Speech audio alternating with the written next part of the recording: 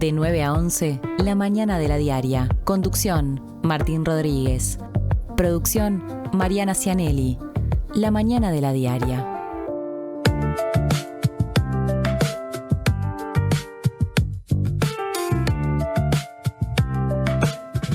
9 horas con 3 minutos, bienvenidos, bienvenidas, es un gusto recibirles. Estamos haciendo otra vez La Mañana de la Diaria en esta jornada que empieza linda en Montevideo, me da la impresión. Yo siempre tengo el tic de mirar hacia la ventana y bueno, lo que me muestra la ventana y lo que aparte experimenté caminando por la calle, llegando al estudio hace instantes, es positivo, digamos, ¿no? Es mejor que lo que tuvimos la semana pasada, bastante parecido a lo del comienzo ya de esta semana que de arranque nos lleva a la portada de la Diaria que comparto con ustedes, porque ahí aparece en la imagen que predomina, en la foto principal, el presidente de la República, Yamandu Orsi, y dice el titular: Orsi explicó cómo pagó la camioneta Hyundai y anunció que la donará a la Administración Nacional de Educación Pública, o sea, a la ANEP. El presidente dijo, además, que el procedimiento fue lícito y que la elección del vehículo para la Asunción no tuvo vínculos con su compra privada. Para la oposición, en cambio, el caso no se cierra con esto de la donación. Bueno, las aclaraciones realizadas por Orsi fueron realizadas durante una conversación con periodistas a la que accedió la Diaria. Pudo estar allí representada la Diaria por Cecilia Álvarez, la directora de la Diaria. Vale decir que los medios presentes justamente en esa conversación que sirvió para el fuenteo periodístico, para hacer distintas preguntas, fueron únicamente medios escritos, La Diaria, El Observador, además de El País y de Búsqueda. Otros medios radiales y televisivos que incluso habitualmente realizan la cobertura de lo que pasa en la presidencia de la República no pudieron acceder, lo que dio lugar, me parece que a justificados reclamos o planteos en el sentido de cuestionar ese criterio elegido por colegas de distintos medios de comunicación, pero como yo decía, sí estuvo ahí Cecilia Álvarez y por eso en el comienzo de este programa vamos a empezar hablando con Cecilia, nuestra compañera, directora de la Diaria, para que nos diga o nos cuente lo que detalla la nota publicada al respecto de esta reunión que mantuvo Orsi con periodistas de distintos medios de comunicación. ¿Qué tal, Ceci? Bienvenida, buen día. Es un gusto poder conversar. Hola, buen día, Martín. ¿Cómo están? Yo no estoy escuchando a Cecilia, no sé si ustedes la escuchan bien, está saliendo al aire, capaz que Hola, Martín. con mi retorno, esto es producción al aire, Si no temer, a ver Ceci si te puedo escuchar un poquito mejor ahí, háblame otra vez. Hola, Martín, buen día. Bien, ahí sí, ahí te estoy escuchando bien. Estamos. Muchas gracias. Ya hice la introducción acerca de cómo se dio esa reunión y me parece que para optimizar este tiempo, que tampoco es mucho en el comienzo, es importante, además de preguntarte por la experiencia personal de haber estado ahí en este momento, si se quiere, incómodo para el gobierno, es importante preguntarte quiénes estaban en esa reunión, dónde transcurrió, durante cuánto tiempo transcurrió y luego sí, pasar a los aspectos centrales que vos resumiste en una nota que está publicada online en la web de la Diaria desde ayer. Contame esta cuestión, más del contexto, cómo se dio todo, en qué circunstancias. Sí, bueno, la convocatoria fue al diario porque el presidente quería explicar a algunos medios escritos detalles de lo que había sido la compra de la camioneta y él estaba, bueno, la reunión fue en torre ejecutiva, el encuentro con los medios fue en torre ejecutiva, estaban los medios que vos mencionaste, y estaba acompañado por el secretario de Presidencia, Alejandro Sánchez, y por el director de la Oficina Nacional de Servicio Civil, el abogado Sergio Pérez, que, bueno, trabajó con Orsi en la Intendencia de Canelones, fue su abogado personal, y en particular, aparte estaba, entiendo yo, presente ayer porque fue integrante del comité de campaña de la candidatura de Orsi. Bien. Si querés ya paso, digamos, un poco a lo que ayer explicó o comentó. Bueno, sí, yo creo que es importante, Ceci, hacer el siguiente planteo, ¿no? Es decir, las grandes preguntas son, pasando a lo medular, a lo sustancial, ¿qué explicó Orsi sobre esta camioneta Hyundai Santa Fe que compró con descuento en Oliva Automotores?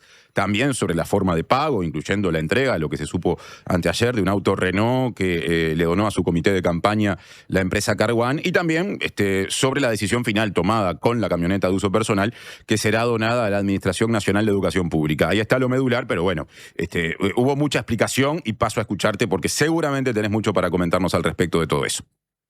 Sí, la reunión de los detalles que vos comentabas antes, la reunión fue aproximadamente 1 hora y media. Entonces él hizo como un relato de cómo fueron presentadas las declaraciones juradas sucesivas y llega al punto de cuando recibe la donación del Renault Stepway, un 0 kilómetro, que Car One le dona para que, es lo que explica él ayer, para que haga la campaña, para que recorra el país, para que se pueda mover en ese auto.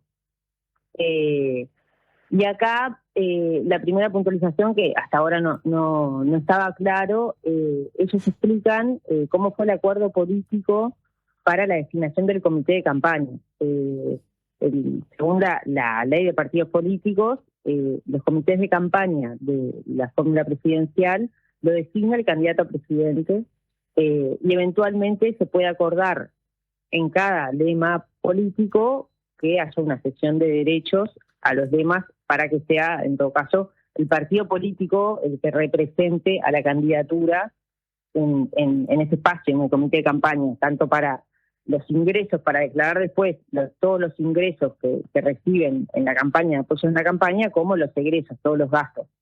En este caso, lo que explicó Orsi era que el acuerdo político con el Frente Amplio era que el presidente, para lo positivo como para lo negativo, así lo dijo, asumía la designación del comité de campaña y que no había cesión ni derechos ni obligaciones al lema político. Y es así que designa, bueno, entre otras personas, a Sergio Pérez también en el comité de campaña. Esto para entender por qué ellos fundamentan que la donación del Renault Stepway fue personal, como decía originalmente la nota que salió en búsqueda el lunes a la noche, que fue personal al candidato, ¿no?, en octubre del 2024. Luego lo que explican es que se decidió por motivos de seguridad, por no afrontar los gastos de empadronar, del seguro, por los riesgos del accidente, se decidió no usar ese auto, dejarlo en un galpón, y utilizar el auto personal de Orsi o a otros, alquilar vehículos, digamos, otros vehículos alquilados. En cambio, eligen que ese auto lo dejan como premio para una rifa que tendría bonos con colaboración de $200, y explicaron que por esa rifa se vendieron 392 bonos, que se recaudaron $78.399 en esa venta, y el auto iba a ser el premio del que saliera, que tuviera el número que saliera en la lotería de noviembre, la lotería de loterías y quinielas, digamos. Ahí es que dicen que salió, ellos presentaron el registro de loterías y quinielas, de que el número que salió fue el 00644, y mostraron en la reunión el talonario de la venta de los bonos y que el 644 estaba vacío, es decir, que nadie lo había comprado, por eso el auto quedó sin entregar. Hasta ahí es la explicación, digamos, respecto de el auto. Luego, ya después en febrero, transición electoral, después de la campaña, explica Orsi que le llega en términos personales, por conocimiento del dueño del Liva Automotores, el ofrecimiento para cambiar el auto. Él tenía una camioneta Hyundai del 2020 y le dicen para renovarla. Él dice que no puede, y dice, no, yo te voy a hacer una oferta, y le presentan una oferta y ahí es que surge el precio de la Hyundai Santa Fe híbrida por $54.000. Y en ese caso se plantea que le tomarían su vehículo personal a $22.000, la Hyundai que él tenía del año 2020, que tomarían el Renault Stepway a $17.000, que esto me olvidé comentar, que en su momento, cuando la donación de Car One en octubre del 2024, se tasó en $20.500 el auto. Ahora, a febrero, pasados los meses, la automotora lo tomaba a $17.000 y se completaría el pago con $15.000 en transferencia. Eso después de la reunión, en el momento no se mostró la transferencia por los $15.000, pero después de la reunión nos enviaron a los periodistas 2 capturas de pantalla de 2 transferencias por ese monto, por $15.000. Bueno, acá la primera pregunta que surge es, bueno, se usó como parte de pago para el recambio del auto, este auto que había sido donado para la campaña electoral. Ahí es lo que vuelve a el acuerdo político con el lema Frente Amplio y explica, a entender de Orsi y de quienes estaban ayer, Alejandro Sánchez y Sergio Pérez, que las donaciones fueron personales al candidato. Aclaran aparte que tampoco la fórmula, que es al candidato, y que en ese sentido lo que se hizo en abril del 2025, cuando ya se había liquidado todos los gastos por la campaña electoral, se salda la rendición de cuentas que se presenta a la Corte Electoral, y de lo que sobra se donan $404.000 al Frente Amplio, unos 17 millones de pesos. Y ahí él lo que dice es que ese monto del auto estaría incluido en eso que él dona al Frente Amplio, y por eso asume como parte de pago del auto propio el Renault Stepway.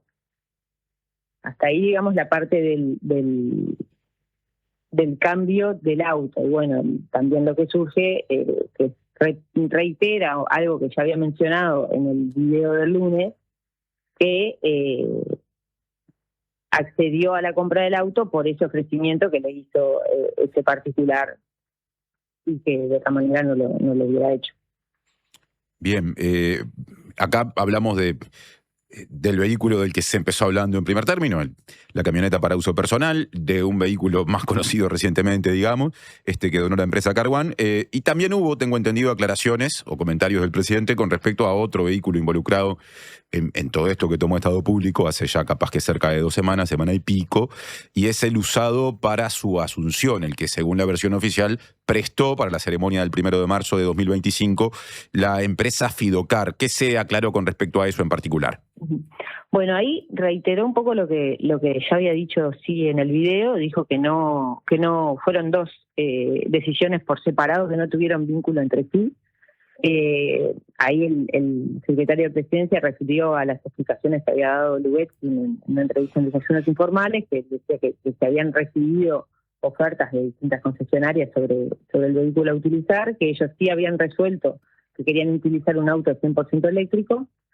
Entre algunas de las ofertas mencionan que la Embajada de China se había presentado posibilidades para utilizar un auto de origen chino, y se explica que no se optó por esa opción para evitar repercusiones en términos geopolíticos, por aceptar, digamos, ese ofrecimiento. Y también se dijo, algo que ya se había reiterado, que para que los 2 presidente y vicepresidenta pudieran hacer el recorrido parados, y bueno, de alguna manera tenían que descapotar una parte del techo del auto, había limitaciones por el tamaño del vehículo para poder hacer ese arreglo que se pretendía hacer, de que ellos circularan a la vista, digamos, a la vista de la gente. Y ahí él reiteró que no hubo, que fue una casualidad, que él tenía un Hyundai y que después se terminó eligiendo un Hyundai, y que no hubo, o sea, que las decisiones fueron por completo en paralelo y que no hubo ningún vínculo entre una cosa y la otra. El desglose de los $54.000 que Orsi acuerda con Oliva Automotores para comprar esta camioneta, que ahora decidió donarle a la ANEP, insistimos, consta de $15.000 pagados a través de una transferencia, $17.000 mediante la entrega del auto donado por Car One, el Renault Stepway, y $22.000 que fueron cubiertos por el vehículo que previamente tenía Orsi, que ya era de su propiedad. Este desglose no había sido hecho así, con ese detalle, en el mensaje que compartió a través del video en la noche de anteayer Orsi, al punto tal de que pocos minutos después de emitido ese video, Búsqueda publicó esta información y generó este nuevo escenario que llegó al presidente a tener este intercambio con ustedes ayer por la tarde. ¿Orsi les explicó por qué no detalló todo el día en el que decidió salir públicamente a dar explicaciones mediante un video? Sí, esa fue una de las consultas. Y él el seguimiento que hace es, bueno, en primer momento la pregunta es cómo hizo, en relación al informe de Patricia Madrid en Así Nos Va, es cómo hizo para comprar esta camioneta, porque no cerraban de los datos que surgían de la declaración jurada, que él pudiera comprar una camioneta de cerca de $80.000. Entonces, lo primero que hice fue mostrar la boleta, no fueron $80.000, fueron $54.000. Eso es lo que hice. Luego, el cuestionamiento, la pregunta fue si estuvo bien o mal haber aceptado ese precio. Bueno, y ahí se remite al video en el que quiso explicar que no hubo otro interés y que fue la manera que le llevó esa oferta, que fue la manera que dice él que tuvo de comprar el vehículo. Y ahí dice, bueno, ahora, después de que se conoce esto, quiero detallar la cuestión de la rifa, del auto, de las donaciones del comité de seguimiento. Eso es lo que él dice, que bueno, que de alguna manera iba respondiendo a las dudas o cuestionamientos que llegaban. La comunicación oficial de Orsi y de otros integrantes del gobierno, otras personas integrantes del gobierno con respecto a esto, ha sido muy cuestionada en las últimas horas en esa reunión, que se extendió durante bastante tiempo, por lo que nos decías. ¿Hubo alguna mención en términos de autocrítica, cómo el gobierno ha gestionado esto en términos de comunicación, que finalmente hace a la política? Sí, en particular, por ejemplo, el secretario de Presidencia dijo, bueno, Presidencia no hizo ninguna compra, entonces no tenía que salir a dar explicaciones, y ahí de alguna manera remite a que en el video que hace Orsi el lunes estaba el sol y que no estaba como identificado institucionalmente la Presidencia de alguna manera, y la explicación que se da es, bueno, Presidencia como organismo no hizo compra, no estaba involucrado en la decisión, y bueno, también dicen que era funcionario electo, que todavía no había asumido, y que entonces no se optó, bueno, por no responder antes. Ahora, bueno, lo otro que menciona es que se van a responder el pedido de informes del diputado Felipe Schipán.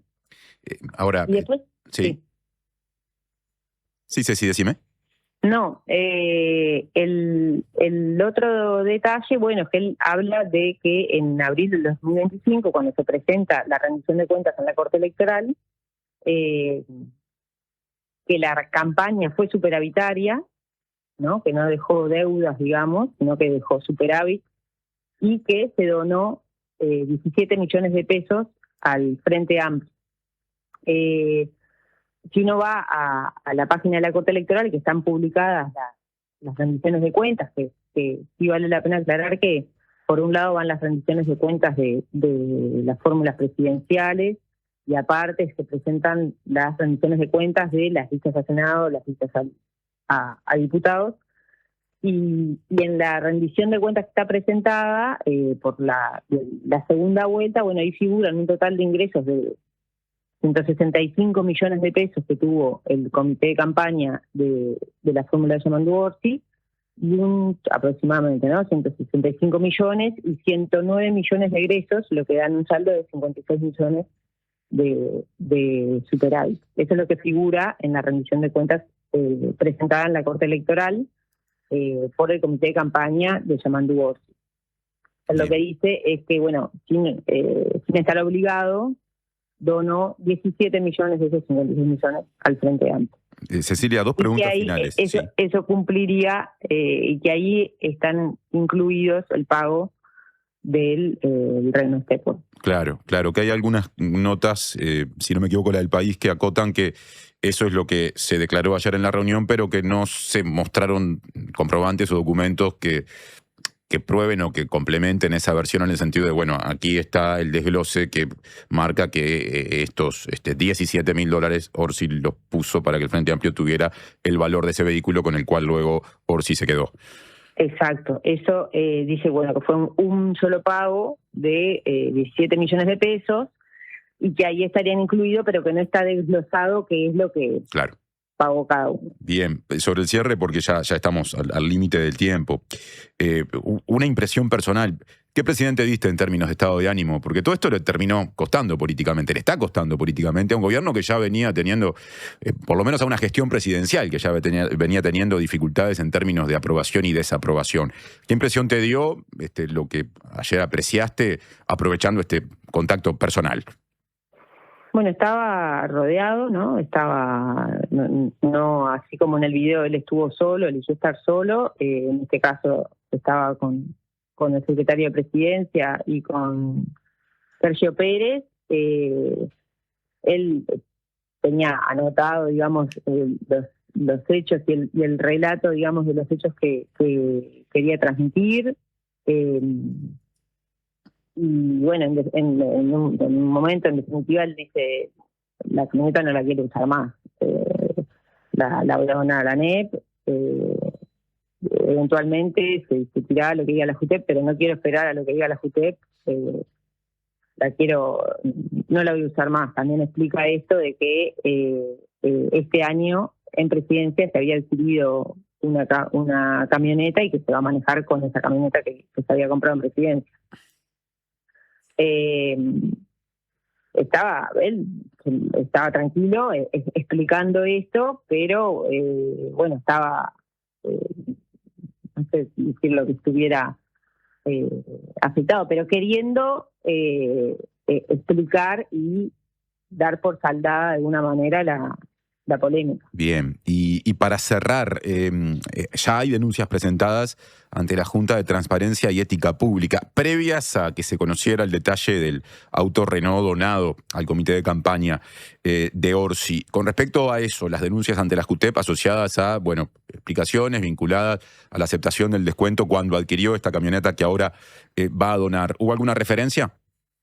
No, bueno, dijo simplemente que estaba a lo que se resolvieron los organismos de Contralor, que se iba a entregar la información al pedido de informes, pero bueno, de alguna manera no quería esperar, o por lo menos lo presentó así, que no quería esperar a lo que resolviera la JUTEP para entregar el auto y dejar de usarlo.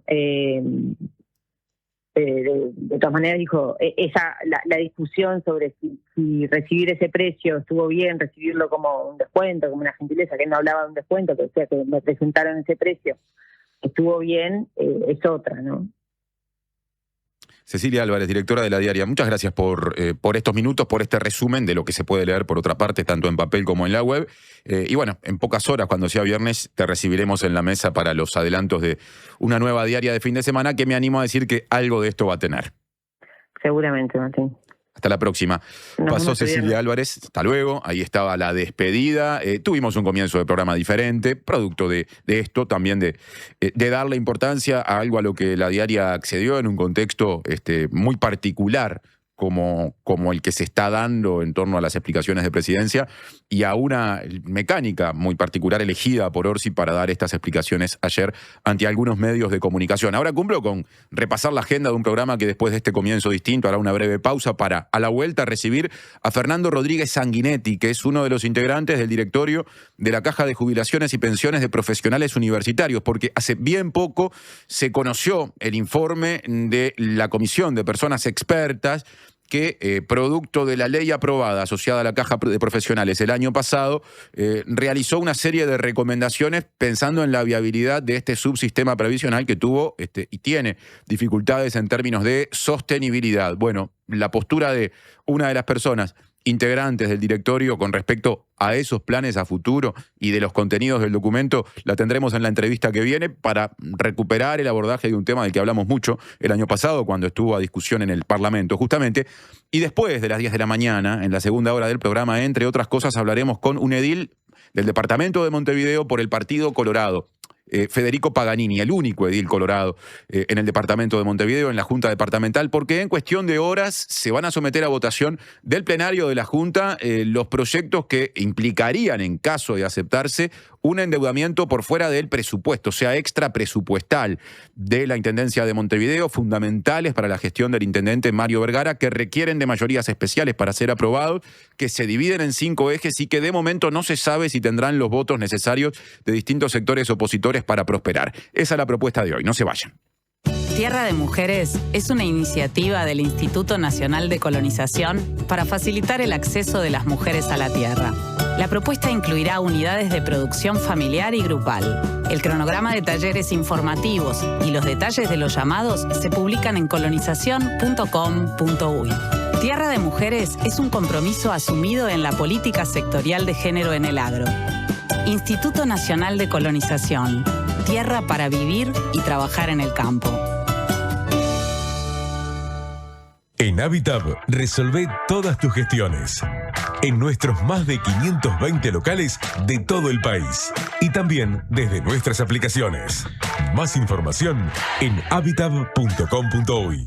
El Alemán al Auditorio del Sodre. Último disco de Gerardo Dorado, El Alemán. Yo, ¿quién sería? El Alemán, 26 de julio en el Auditorio del Sodre. Entradas en Ticantel. Subí el volumen. Llegó la diaria Radio a la FM en el 97.9. Siempre hay una librería cerca tuyo y la mejor forma de cuidarla es comprando ahí tus libros. En la diaria amamos las librerías y el amor es correspondido. Por eso con tu suscripción accedes a un 15% de descuento en las siguientes librerías de Montevideo: Guarida, La Libélula, Lannister, Afrodita, Pocho Libros, Librería Montevideo, Lotremont, Oso Libros, Lecturas Cómics y Librerías El Virrey. Leer tiene beneficios. La diaria. No somos muchos, no somos pocos, pero estamos todos locos. No somos muchos, no somos pocos, pero estamos todos locos. Llega el Mundial, nos volvemos todos locos. Todos los partidos, la mayor cobertura y más de 1000 horas en vivo. Mira todo el Mundial por T-Sports, en DirecTV y T-Go. Suscríbete ahora llamando al 0800-3555. Si estás pensando en cambiar el auto, espera hasta el viernes, porque del viernes 5 al domingo 7 de junio llega la gran Feria Nacional Chevrolet a Carper, con bonos de hasta $2.500. Además, descuentos con cobertura del Banco de Seguros del Estado y patente anual gratis en modelos seleccionados. Te esperamos este viernes, sábado y domingo de 10 a 18 horas en Carper, Boulevard Artigas, esquina Gustavo Gallinal. Tu Chevrolet marca Carper. Presenta Universidad Católica del Uruguay. Creamos futuros.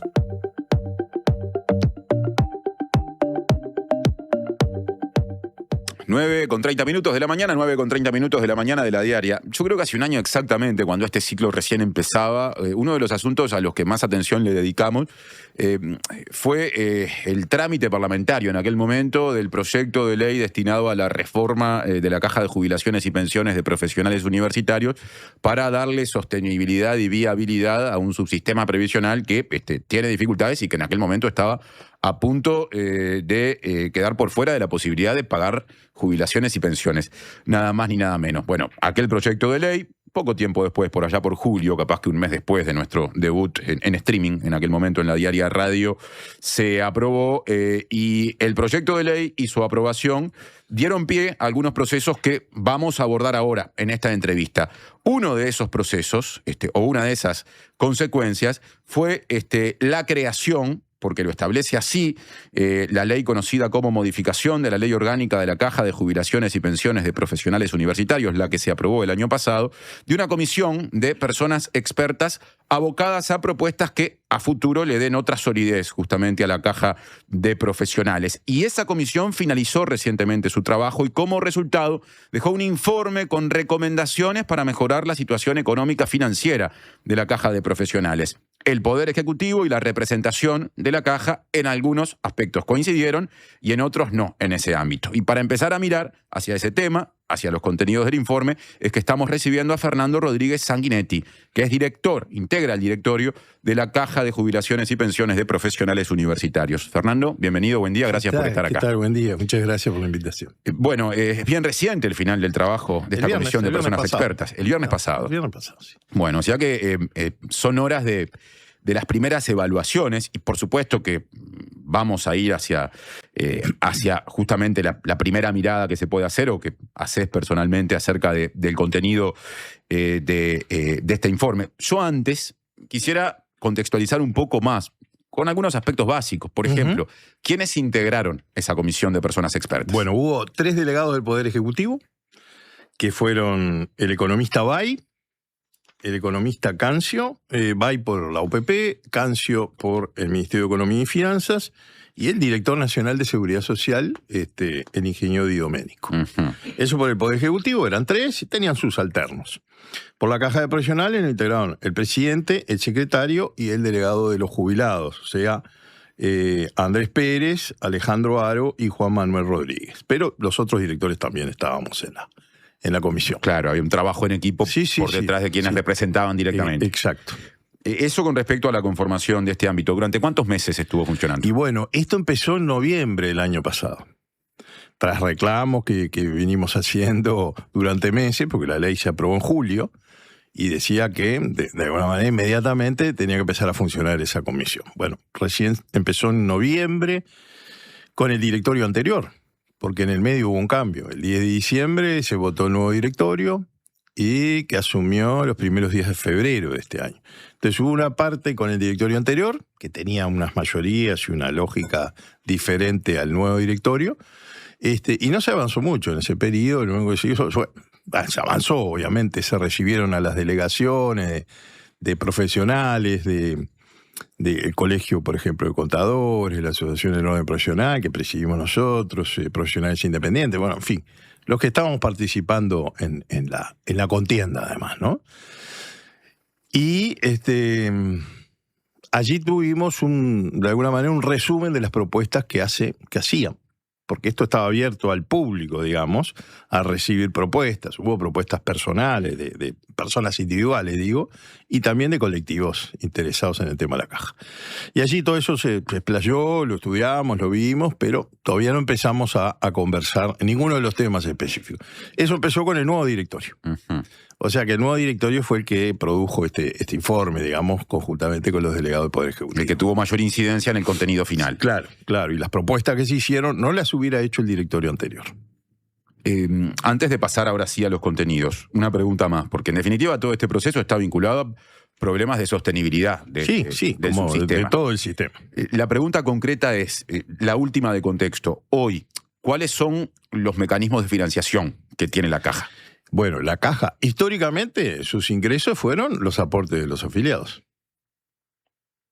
Y los aportes y los ingresos indirectos, que son los timbres y las tasas, que representan el entorno del 30% de los ingresos de la Caja. Eso está desde la fundación de la Caja hace 70 años. Ahora hay un complemento de los jubilados y pensionistas, que es la tasa de contribución pecuniaria, que es una suerte de segundo IAS, pero viene directo a la Caja. El otro, el IAS, originalmente va para el BPS. Y después una contribución que hace el Estado de 2 veces y media lo que se recauda de la TCP esa que se les cuenta a los jubilados. Y después hay la posibilidad de una partida anual, que el año pasado, en 2025, vino unos 500 y pocos millones de pesos para solucionarlo inmediato. 500 millones de pesos en el año. En el año, entero. Sí, en el semestre en realidad, porque desde que se aprobó la ley hasta fin de año. Y después hay previsto 665 millones este año y 332,5 el año que viene. La de este año no vino todavía y por algunas conversaciones que tuvimos en la comisión no vendría porque el gobierno entiende que la Caja tiene solucionados sus problemas. Y nosotros le decimos que no, porque las proyecciones... Lo que pasa es que en seguridad social es muy difícil, hay que proyectar. Entonces, ¿cuántos se van a quedar? ¿Cuántos se van a bajar de categoría? ¿Cuántos se van a declarar en ejercicio? ¿Cuántos se van a jubilar? Y es una incógnita, como en todo el sistema. Esas son entonces las vías de financiación. Esas son las vías de financiación. Bueno, ahora sí, avanzando sobre el informe. Yo tengo separados algunos aspectos importantes, pero quiero primero un concepto general de lo que se produjo. Bueno, se trabajó muy bien, la verdad, en un buen ambiente de conversaciones. Lo que no se negoció, se conversó. Las propuestas las fue haciendo el Poder Ejecutivo en función de los grandes temas que habíamos presentado todos, no solo el directorio, sino todas esas organizaciones, que en definitiva están representadas en el actual directorio, y algunos temas incluso que presentaron particulares, digamos, gente individual. El gobierno hizo una serie de documentos en cada uno de esos grandes temas, y allí fuimos intercambiando opiniones en las que la Caja hace propuestas.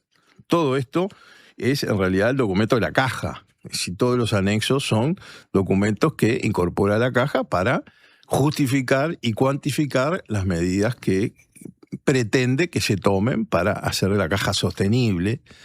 Y este es el gran titular, ¿no? Lo que nosotros queremos, el directorio en pleno, los 5 electos, es que el Estado no tenga que poner plata en la Caja. ¿Está? Vos me dirás, fantástico, es lo que querríamos todos. Bueno, el Poder Ejecutivo nos contestó que estaba cómodo con la plata que ponía en la Caja. Y no aceptaba ninguna de las propuestas que nosotros teníamos para poder recaudar de distinta manera, que no es un impuesto general y no es que la sociedad lo paga, ni José, ni María, ni nada de eso, sino en algunos espacios poder modificar la ley de la Caja y poder generar ingresos genuinos sin necesidad que sea un impuesto. ¿Cuáles son esas propuestas concretas? Bueno, un rediseño del artículo 71, que es el artículo de la ley original de la 17.738, que tiene que ver con las tasas y los timbres profesionales. Nosotros proponemos ampliar la base de ello. Hay algunas actividades económicas donde trabajan y producen profesionales que fueron siendo exoneradas a lo largo de los años, de los últimos 25 años, que se incorporen, y allí hay un montón de plata, digamos, pero hay un montón de soluciones también. Nosotros no pedimos subir los timbres, que sería facilísimo porque además los timbres tuvieron un descalce, se actualizaron por IPC en vez de por índice medio de salarios. Y los egresos de la Caja se actualizan por índice medio de salario. Constitucionalmente, las jubilaciones, pensiones y las prestaciones se actualizan por otro índice. El descalce fue fantástico. En los últimos 20 años fueron $600 millones. Mira, acá está una gráfica, te voy a dejar el documento final de la Caja, y lo que tendríamos que haber cobrado de timbres razonablemente, perdió $600 millones de la Caja. Si se hubiera actualizado por índice medio de salario. Y entonces, si no proponen subirlo, ¿qué es lo que proponen con respecto a los timbres? Proponemos rediseñarlo. Algunos sí, seguramente tengan una suba. Algunos, los de la salud, sobre todo, que es lo que nos preocupa a todos, mantenerlos, congelarlos, de repente por un tiempo. Ni siquiera actualizarlos por el valor del índice, ¿no? Pero hay un montón de otras actividades que no pagan timbre y en la que trabajan profesionales. Todo lo que tiene que ver con el agro y con la alimentación animal y todo eso, en algún momento se coló en alguna rendición de cuentas o algo y nos sacaron ese ingreso. Toda el área del software y todo lo que tiene que ver con las TICs no está grabado con timbres la actividad de los profesionales, ¿no? Estamos siempre hablando cuando hay intervención de profesionales universitarios. Bueno, y algunas otras. O sea, quiere decir que alguno puede llegar a subir, alguno incluso bajar o congelarse y ampliarse la base para que no sean más altos, digamos. No me quiero quedar en la cuestión de los timbres porque la pregunta era cuáles son las sugerencias hechas por la Caja, que por lo que nos decías en líneas generales el gobierno no tiene previsto incorporar. Pero te quiero hacer una segunda pregunta con respecto a los timbres, porque en esto de los ejemplos concretos muchas veces se generan demandas o consultas, a veces enojos en el resto de la sociedad. ¿Cómo hay que entender que una persona cuando paga un timbre en una mutualista deba con ese dinero terminar aportando dineros o fondos que van a la Caja de Jubilaciones y Pensiones de Profesionales Universitarios? Bueno, porque es el aporte patronal. Los profesionales que trabajamos de forma independiente no tenemos aporte patronal. Tenemos descuentos nuestros, como todo trabajador, En definitiva, somos trabajadores, pero profesionales, y lo hacemos en forma independiente. Entonces es el aporte patronal, el timbre. Así, además, fue en la exposición de motivos cuando se hizo la ley, hace 70 años. El aporte patronal es un timbre profesional. Ahora, una cosa es el timbre cuando una persona, digamos, accede a los servicios de un profesional, sí, ¿no? que trabaja de manera independiente, y otra cosa es cuando va a la ventanilla de una mutualista. ¿Cómo se explica en ese caso? Ahí hay un acto médico. Hay un médico que te recetó ese medicamento, o que te recetó la ecografía, o lo que fuere, y cada una de esas cosas paga timbre. Como cuando un arquitecto te hace los planos, o un contador te hace un balance, o un abogado te sigue un caso, un juicio. Ahora, ese médico es empleado de una mutualista. Sí, pero la actividad que está grabada es el acto médico, en ese caso. ¿Sí? Que es un ingreso muy importante para la caja, por supuesto. Eso con respecto a los timbres. Ahora sí, pasemos a otras sugerencias o recomendaciones hechas por la caja. Una de las grandes sugerencias, y nuestras en particular, mías, es la incorporación de todos los profesionales a la caja. O sea, los que trabajamos en forma independiente y los que trabajan en forma dependiente. ¿Por qué? Porque pagan menos, están pagando menos, seguramente. Hoy la caja va a terminar pagando un 22,5% de aportes, de fictos que son altísimos, y en el BPS pagan el 15%. ¿Sí? Pero nosotros proponemos que se incorporen a la caja pagando lo mismo que hoy pagan, es decir, descontándoles el 15%, obviamente con el aporte patronal del 7,5%. Y sigan trabajando en forma dependiente. Pero no los que ya están, sino los nuevos. A partir de una nueva ley, los nuevos que se vayan incorporando al mercado laboral, tanto lo hagan en forma independiente como lo hagan en forma dependiente, asalariado, los aportes de esos profesionales vengan a cajas profesionales. Que me parece lógico, ¿no? Hoy la mitad aportan, la mitad no, mucho más. La mitad aportan a un sistema y otros aportamos a otro sistema. Yo creo que le daría lógica, claridad y sería equitativo para todos los profesionales. Ahí una de las resistencias que puede surgir o preocupaciones es, bueno, pero esto no terminará desfinanciando al BPS a futuro. Bueno, sí, claro. No lo va a desfinanciar, porque es muy poca gente, en definitiva. ¿Hay un cálculo de cuánta sería? No hay un cálculo porque no hemos podido intercambiar información con el BPS, en este caso, en este sentido, de cuántos profesionales están trabajando en forma dependiente. Pero que no aportan a la caja hay 116.000.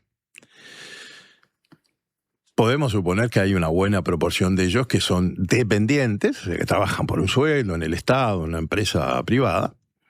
Y hay otros que, y ahí hay una de las franjas que nosotros hemos puesto la lupa, que forman empresas unipersonales. En el BPS, tú vas y formas una empresa unipersonal y después facturas, como muchos, ¿sí? Cuando ejerces profesionalmente, estás obligado por ley a aportar a la caja, no al BPS. ¿Qué pasa? Que en el BPS el ficto más bajo donde pueden aportar son 4.800 pesos, 4.500 pesos hoy. Y en la caja de profesionales el aporte mínimo, que es la categoría 2, son 12.800 pesos. ¿Dónde aportarías tú? En el BPS, por supuesto. Aportás un tercio, por lo mismo podés facturar. De repente la boleta no dice servicios profesionales, ¿no? Porque no debería decirlo. Pero dirá servicios, o bueno, informe técnico. Y entonces hay muchos profesionales que están aportando allí.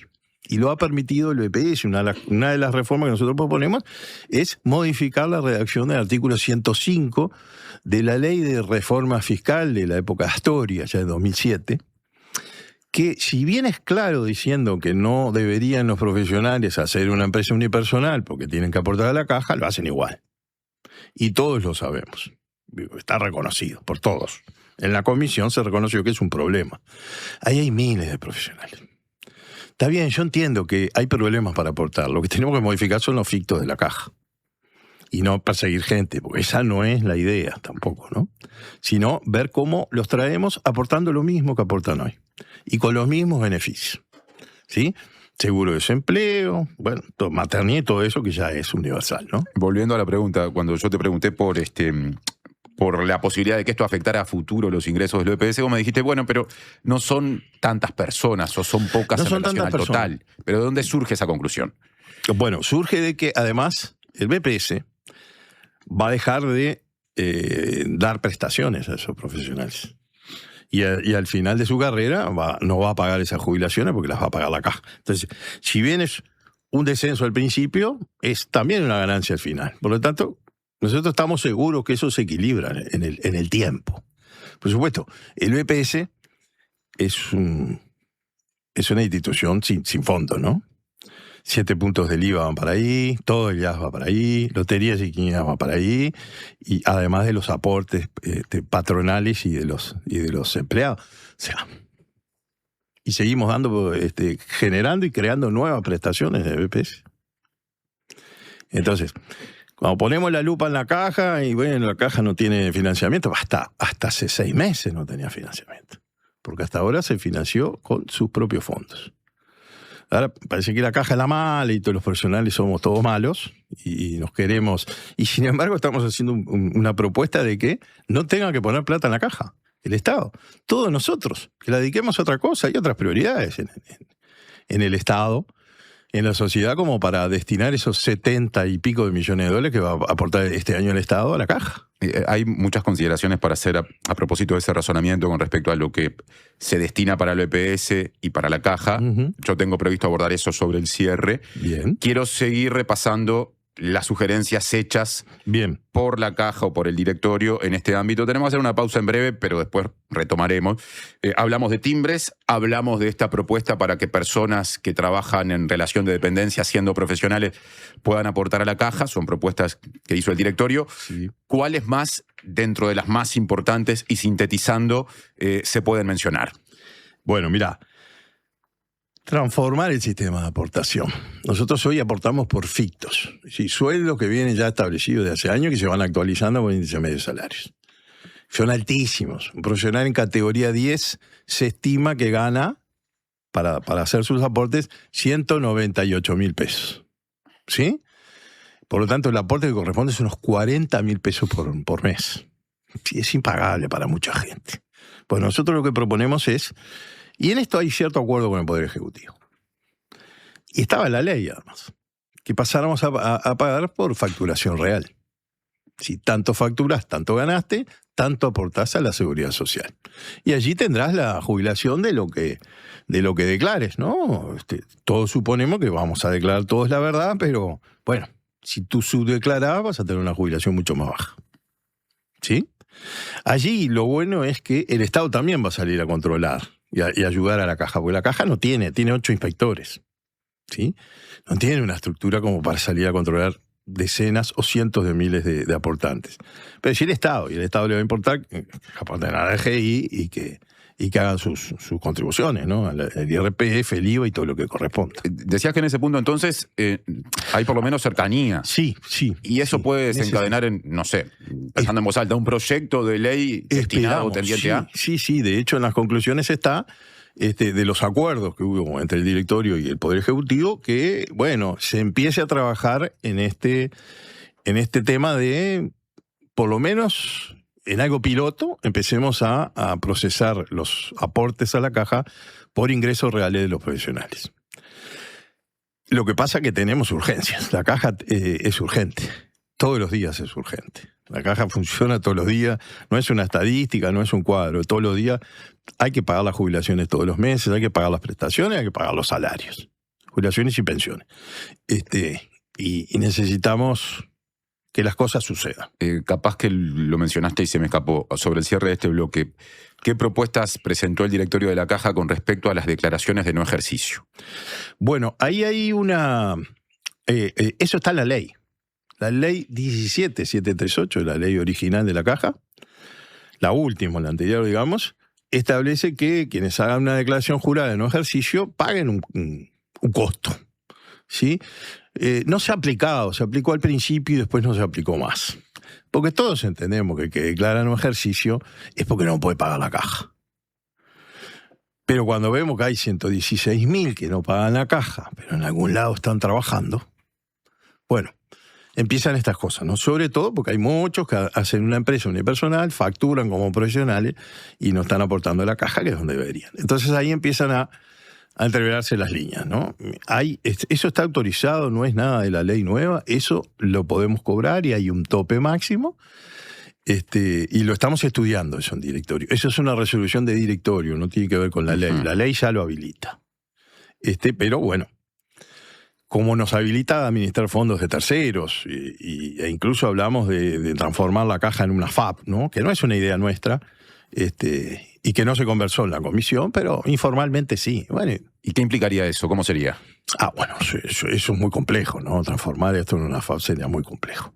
Y no creo que haya ambiente ni político ni técnico como para transformar la caja en eso. Pero básicamente la caja tiene un sistema que es como una FAP, porque uno aporta y es una cuenta individual de alguna manera, más allá que es un sistema de que las nuevas generaciones aportan para que las siguientes tengan para las que ya aportaron tengan su jubilación.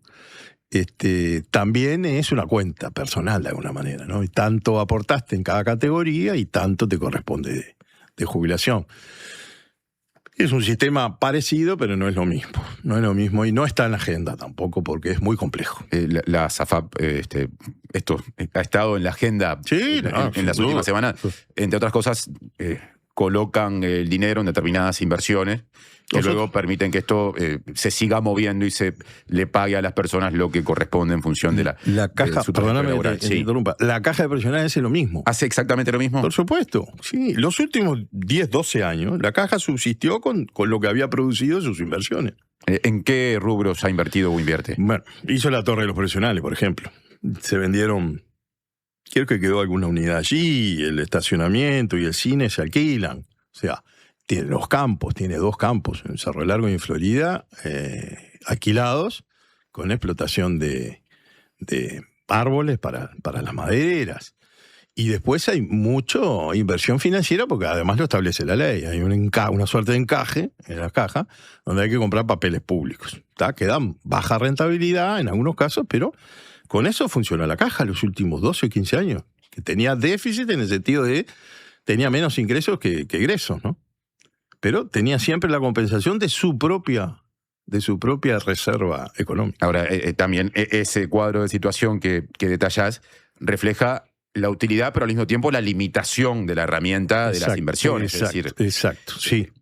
Aportan una parte de lo que se precisa, pero muy lejos del total. No, sí, muy lejos del total, sí, claro. Pero complementó, la última década larga, complementó los egresos de la caja financieramente. Son las 9:54. Estamos hablando con Fernando Rodríguez Sanguinetti, integrante del directorio de la Caja de Jubilaciones y Pensiones de Profesionales Universitarios, comentando los aspectos salientes del documento que produjo la Comisión de Personas Expertas, que resultante de la reforma de la Caja hecha el año pasado, justamente planteó una serie de posibilidades pensando en el futuro y la viabilidad a futuro, la sostenibilidad de ese subsistema. Hacemos una pausa y ahora volvemos en instantes, para seguir hablando del asunto. Presentó Universidad Católica del Uruguay. Creamos futuros. Todos con Gonzalo Moratorio. Gonzalo necesita continuar su tratamiento médico tanto en Uruguay como en el exterior. En Habitat ponemos a disposición el colectivo número 146734 en pesos y dólares. Podés colaborar acercándote a cualquiera de nuestros más de 520 locales en todo el país. Prevení problemas de audición. Evita usar auriculares a volumen alto por tiempo prolongado. Alterna con otros dispositivos. Prevení. Preasociate a la Española. 1920-1234 o preasociate.com. Desarrolla las habilidades que estos tiempos exigen y transforma cada desafío en una oportunidad. La Escuela de Posgrados de la UCU te ofrece maestrías en Educación, Salud, Políticas Públicas, Ciencia de Datos y Estudios Organizacionales. Escuela de Posgrados de la Universidad Católica del Uruguay. Un mundo de oportunidades. UTE presenta Pequeños Grandes Consejos de Túnicas en Red. ¿Sabías que para mantener el calor en nuestra casa es fundamental que esté bien cerrada? Un consejo sencillo y económico es poner o revisar los burletes de las puertas y las ventanas. Así conservas la temperatura adecuada y evitas que filtre el aire. Con estas pequeñas acciones podemos cuidar la energía para que nuestras casas estén siempre calentitas. Yo lo aprendí en la escuela y lo probamos en mi casa. Funciona. UTE, avanzamos con energía. Redes y vías de contacto. Comunicate al 099-891-888. Mail radio@ladiaria.com.uy. Este año viajá por Uruguay de punta a punta con Red Pagos. Participá y ganá una escapada para 2 personas, todo incluido. Desde Artigas hasta Montevideo. Vos elegís el destino. Registrate en ganalestamacerca.com.uy y suma chances pagando en locales de Red Pagos o en Mi Red Pagos. Red Pagos, más cerca. Ver bases y condiciones en ganaresmacerca.com.uy. Y si me ves por la calle, no me mires pasar. Una de nuestras artistas más destacadas del momento lanzó un disco que unió a grandes voces como Paulinho Mosca, Laura Canoura y Gastón Pauls. Cambio la mirada, cambio de repente. Alfonsina presenta en vivo Pausa y Fogueo. Y si vos también sentís que el tiempo va demasiado rápido, esta es tu oportunidad. Pausa y Fogueo. Presentación en vivo. Viernes 14 de agosto, 21 horas, en la trastienda. Últimas entradas disponibles en Pass Line. Invita Bizarro. Natal está de aniversario y lo festeja a lo grande. Aprovecha la promo 3x2 en productos seleccionados. Sí, escuchaste bien. Llevas 3 y pagas 2. Porque en Natal nosotros festejamos y el regalo es para vos. Natal, hace 22 años, salís ganando. Ver bases y condiciones en natal.com.uy. Promoción válida desde el 1 hasta el 22 de junio de 2026. Presenta Suzuki, el mejor valor de reventa en el mercado.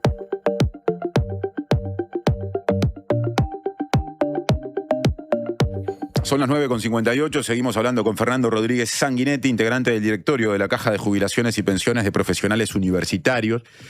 Nos decía Fernando que en el conjunto de sugerencias hechas por la delegación del directorio en esta comisión de personas expertas que trabaja en posibilidades de cambiar la forma de funcionamiento de este subsistema previsional a futuro, además de las sugerencias que mencionamos en el bloque anterior, hubo por lo menos un par más de importancia. Una de ellas es que se incorpore al régimen de la Caja de Profesionales a nuevas profesiones claro, que hoy no están contempladas. Exacto. ¿Cómo sería eso? ¿Qué impacto tendría? ¿De cuánta gente hablamos? ¿Y qué ejemplo concreto hay de profesiones que podrían estar comprendidas y hoy no lo están? Bueno, mira, hay 52 profesiones que pedimos desde la Caja. Hay un procedimiento complejo que también pedimos que se modifique por ley.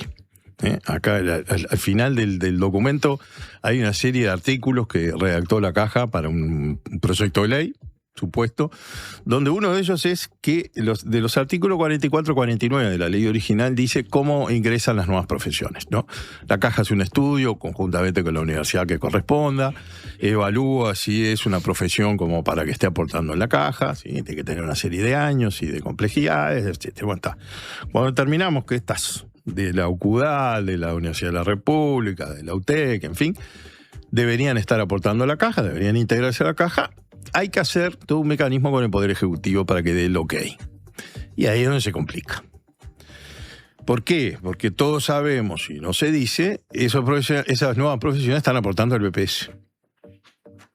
Y ahí empieza nuevamente el lío con el BPS. Son profesionales universitarios que por ley deberían estar aportando a la Caja y no lo están haciendo porque no fueron reconocidas todavía. Esto tuvimos un reclamo en el gobierno anterior. En realidad esta lista de 52 que ahora ya se podría ampliar a 4, 5, 10 más, ¿no? Porque las universidades van generando carreras nuevas. Fue el Poder Ejecutivo. ¿El Poder Ejecutivo qué hizo? ¿A quién le pidió opinión? Al BPS. O sea, está bien claro que no es Uy, perdón. No hay problema. Esto es en vivo. Le pedimos autorización al Poder Ejecutivo. El Poder Ejecutivo lo que hace es consultar al BPS. El BPS que dice, no es conveniente. Sí, no es conveniente, pero estamos violando la ley, ¿no? Los profesionales universitarios de las carreras estudiadas y recomendadas por la Caja tienen que estar aportando a la Caja. Hay 52. Lo reclamamos en el periodo pasado, pasó a este periodo y hoy está la autorización, eso en la Presidencia de la República para la firma o no, a favor o no, de que se incorporen esas nuevas profesiones a la Caja. Y así va a seguir en el tiempo. Esto es lo que ha sucedido siempre. Estamos hablando siempre de profesiones de rango universitario. Universitario, claro, sí. Terciarias, pero universitarias. Universitarias. No entra en lo terciario no universitario. No, eso no. Al Fondo de Solidaridad, por ejemplo, sí, pero acá no. La Caja de Profesionales es de profesionales universitarios con carrera no menos de 4 años o 5. ¿Qué carrera? ¿Sí? ¿Qué ejemplo de carrera hay en ese sentido? Y biotecnología, todas esas que tienen que ver con la biología, ingeniero alimentario, todas esas cosas, son todas cosas nuevas que llevan mucho tiempo estudiarlas y de alguna manera validarlas. Y bueno, están allí esperando para ingresar. Yo hice 2 o 3 Zoom con muchachos egresados de distintas universidades. sobre todo eran del norte del país, de Rivera, Tacuarembó, etc. Que hay universidades, está la Universidad de la República, pero también hay otras carreras de otras universidades, está la UTEC. Y nos pedían, queremos estar en la caja. Y el planteo tiene el mismo componente que otro hecho antes y mencionado acá en el bloque anterior, de que el nivel de aporte sería comparable al que hoy hacen esas personas al régimen general de BPS, ¿o esto implicaría un nivel de aporte superior? No, implicaría un nivel de aporte superior. Sí, bueno, sí. Y ahí no habrá parte del problema, es decir, ¿por qué la caja de profesionales demanda siempre niveles de aporte superiores? ¿No termina siendo eso un elemento que tranca estas posibilidades? Lo tenemos clarísimo, es así. Por eso la idea es pasar a ingresos reales. Aportar por ingresos reales. Y si se pasa, si lo uno va de la mano de lo otro, más gente, nuevas profesiones, pero ingresos reales y no fictos. ¿Sí? ¿Eso termina siendo equiparable a lo que hoy una persona aportaría con esos títulos no comprendidos en el BPS? Sí, claro. ¿Sí? ¿Estamos hablando de los mismos números exactamente o parecidos? Parecidos. No es exactamente lo mismo. Pero hay un montón de gente que quiere aportar a la caja, que es profesional y quiere aportar a la caja profesional. Por supuesto que no es lo mismo lo que pueden aportar en un lado y en otro. Pero el BPS pueden aportar 4.800, pero pueden aportar 25. Porque pueden elegir de una escala de 1 a 10. Sí, te estoy hablando de los mínimos. En uno podés aportar mínimo 4.500 pesos, en otro debes aportar mínimo 12.000 y pico pesos. La categoría 2, que es la última, la más baja que uno se puede quedar, digamos. ¿Qué pasaría con los subsidios en caso de desempleo, seguro de paro? Todo, todo incluido en la caja de profesionales. O sea, no se perderían esos derechos, digamos. No. Podemos perjudicar a los profesionales. En realidad lo que hacemos es una suerte de traspaso. Yo en algún momento dije, bueno, los que están trabajando o los que van a aportar el BPS, que sigan aportando y el BPS nos hace la transferencia. No tiene que hacer nada el profesional. Sigue trabajando en el mismo lado y sigue cobrando lo mismo. ¿Sí? Es una transferencia de alguna manera de recursos que incluso no tendría casi un costo administrativo. Ha surgido en varias respuestas esto de cómo la existencia de un sistema como el del BPS, al que aportamos la mayoría de las personas, ¿sí? Luego están las cajas estatales y las paraestatales, todo el tiempo entra en tensión con las eventuales soluciones que planteado con lo que para el directorio de la caja son soluciones, ¿no? Quiero poner el siguiente número arriba de la mesa. Según el diagnóstico elaborado en 2021 por la Comisión de Expertos en Seguridad Social, creada durante el gobierno anterior para el proceso de reforma previsional que se terminó aprobando en tanto ley en 2023, o sea, antes de la discusión específica de la caja, las jubilaciones promedio de la caja de profesionales eran de 73.000 pesos, más del triple que las jubilaciones promedio que paga el BPS. Entonces, cuando desde la caja se dice, pasa que el BPS termina llevándose muchos recursos, ¿no debería empezarse o empezar el razonamiento haciendo, no sé si una autocrítica, pero un autoexamen con respecto a esa desigualdad? Y es que no hay tal desigualdad. Eso es artificioso.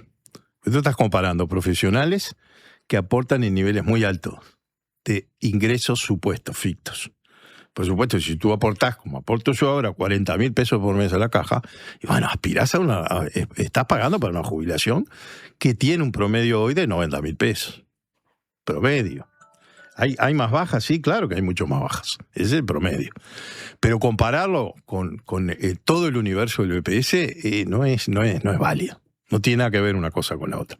El BPS aportan por ingreso real y aportan todos los trabajadores. Hay 700, 800.000 que aportan por 25.000 pesos.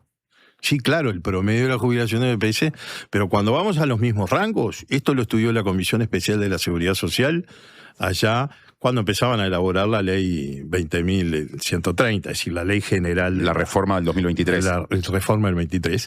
Y están los cuadros, yo siempre los cito, los he citado en el Senado, en diputados, en las comisiones. A ver, no estamos comparando las mismas cosas. Cuando comparamos las mismas franjas, la caja en muchos casos o paga menos que el BPS o tiene menos esperanza de vida y todas esas cosas que se han dicho, que en la caja, bueno, la gente vive más, entonces cobra más de jubilación. No es cierto, está estudiado por el propio Estado. No es así y no son comparables.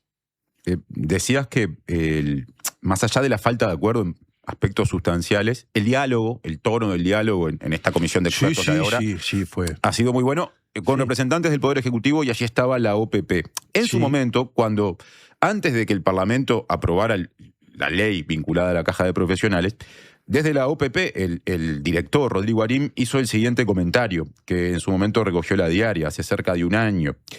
La Caja de Jubilaciones y Pensiones de Profesionales Universitarios no enfrenta un problema, como ocurre en otros sistemas o subsistemas de la seguridad social, vinculado a la cantidad de activos o pasivos, sino que el problema que tiene es que otorga un conjunto de beneficios que claramente está por encima de lo que otorgan otros subsistemas, incluso el BPS. ¿Qué se responde? Pero no es una comparación válida.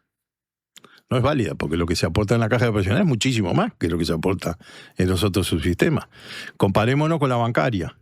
Las jubilaciones de la caja de jubilaciones profesionales son muchísimo menores que la bancaria. Sin embargo, la bancaria también tiene problemas, tiene por varias décadas más por delante problemas, acaba de emitir papeles para financiarse con garantía soberana del Estado, y el Estado viene poniendo plata desde 2008 en la caja bancaria. Sin embargo, no comparan la bancaria con el BPS. Nunca le escuché esa comparación. Me extraña además que el ex rector de la Universidad de la República haga esa comparación. No es válida esa comparación. ¿Y qué hay con respecto a quienes dicen acá había un problema, ¿no? Un desequilibrio entre egresos e ingresos de la caja ya hace cerca de una década planteado, y no se tomaron medidas en el medio? ¿No hay responsabilidad de directorios anteriores claro, o de todas las corrientes políticas internas de la caja? Incluso el orden profesional, que es la que representás. Sí. El orden profesional no estuvo en esos directorios. Hace 2 directorios. Estuvimos en el directorio pasado y en este. Fuimos el único reelecto. Sí, claro que hay responsabilidad de los directores. En alguna época, y eso se dio de baja en 2016, se pagaban 10% más a las jubilaciones. El promedio era el 50% del sueldo, digamos, ficto, más un 10%. Está claro, sí, con esas medidas que favorecían a los profesionales, por supuesto. La caja fantástica. Pero no la vieron venir. La vieron venir porque se hizo un informe. Bueno, hubo una consultoría. Ahí no tiene un punto ARIM, entonces, cuando pones ese ejemplo de. No, pero eso es un problema de mala gestión, no de beneficio excesivo. Si hubieran gestionado bien, capaz que podían seguir pagando el 60%. Sí, hay un problema de mala gestión. ¿En qué se puede reflejar esa mala gestión? ¿En qué medidas concretas? Y en que no se tomaron las medidas que pueden tomarse de la caja, que no son muchas, y no se generó un proyecto de ley. No se generó un intercambio con claro, el poder ejecutivo. El sistema político, ¿no? Ya es más amplio. Sí, pero es que la caja la gobierna el sistema político, digamos, el Estado, y en particular el Poder Ejecutivo, que es el que debe proponer obligatoriamente en materia de seguridad social. Es solo el Poder Ejecutivo que puede proponer, hacer propuestas de leyes, digamos. Y las medidas concretas que la caja podría haber tomado, ¿cuáles pueden haber sido? Bueno, por ejemplo, no dar esa prestación que los números le anunciaban que en 2025, esa consultoría del año 2013 les decía que en 2025 van a dejar de pagar. ¿Qué pasó? En 2025 casi dejamos de pagar. Entonces, bueno, no se hicieron las acciones que había que hacer. Las políticas, generar con la administración de turno medidas como estas, de bajar los ingresos, de tratar de mantener a la gente aportando allí, de evitar lo de las empresas unipersonal. Sí, hay un montón de cosas que se van sumando. Las exoneraciones, que no hablamos, creo que todavía no las mencioné. Hay un montón de exoneraciones que se han tomado por ley, algunas hasta por decreto, y algunas de los propios directorios. La de los directorios las acabamos de revertir todas. Pero la de Poder Ejecutivo o las que se produjeron por ley hay que revertirlas por el mismo mecanismo. Exoneraciones que afectan. Exoneraciones de timbres y tasas, por ejemplo, a instituciones muy grandes o empresas privadas. Empresas de la salud, prestadores de salud privados, a la Universidad de la República, al CUDIM, a un montón de organizaciones que no pagan, que está bárbaro que no paguen, pero no le compensaron a la caja lo que perdía con eso. Entonces, todo esto ha coadyuvado a que la caja cayera en un declive que es imposible gobernarla con cada vez menos ingresos. Fernando, sobre el cierre de la entrevista, hay un documento elaborado que surge de una comisión de personas expertas, la caja estuvo representada, el gobierno, las autoridades nacionales también, pero hay discrepancias en muchos aspectos importantes. ¿Qué proyección hay en términos políticos hacia adelante? ¿Hay que esperar que surja algún proyecto de ley? ¿La caja va a trabajar para eso? ¿Va a buscar acercamientos incluso por fuera de ese ámbito formal? ¿Que ya cerró? ¿Ya terminó su trabajo? Sí, estamos haciéndolo.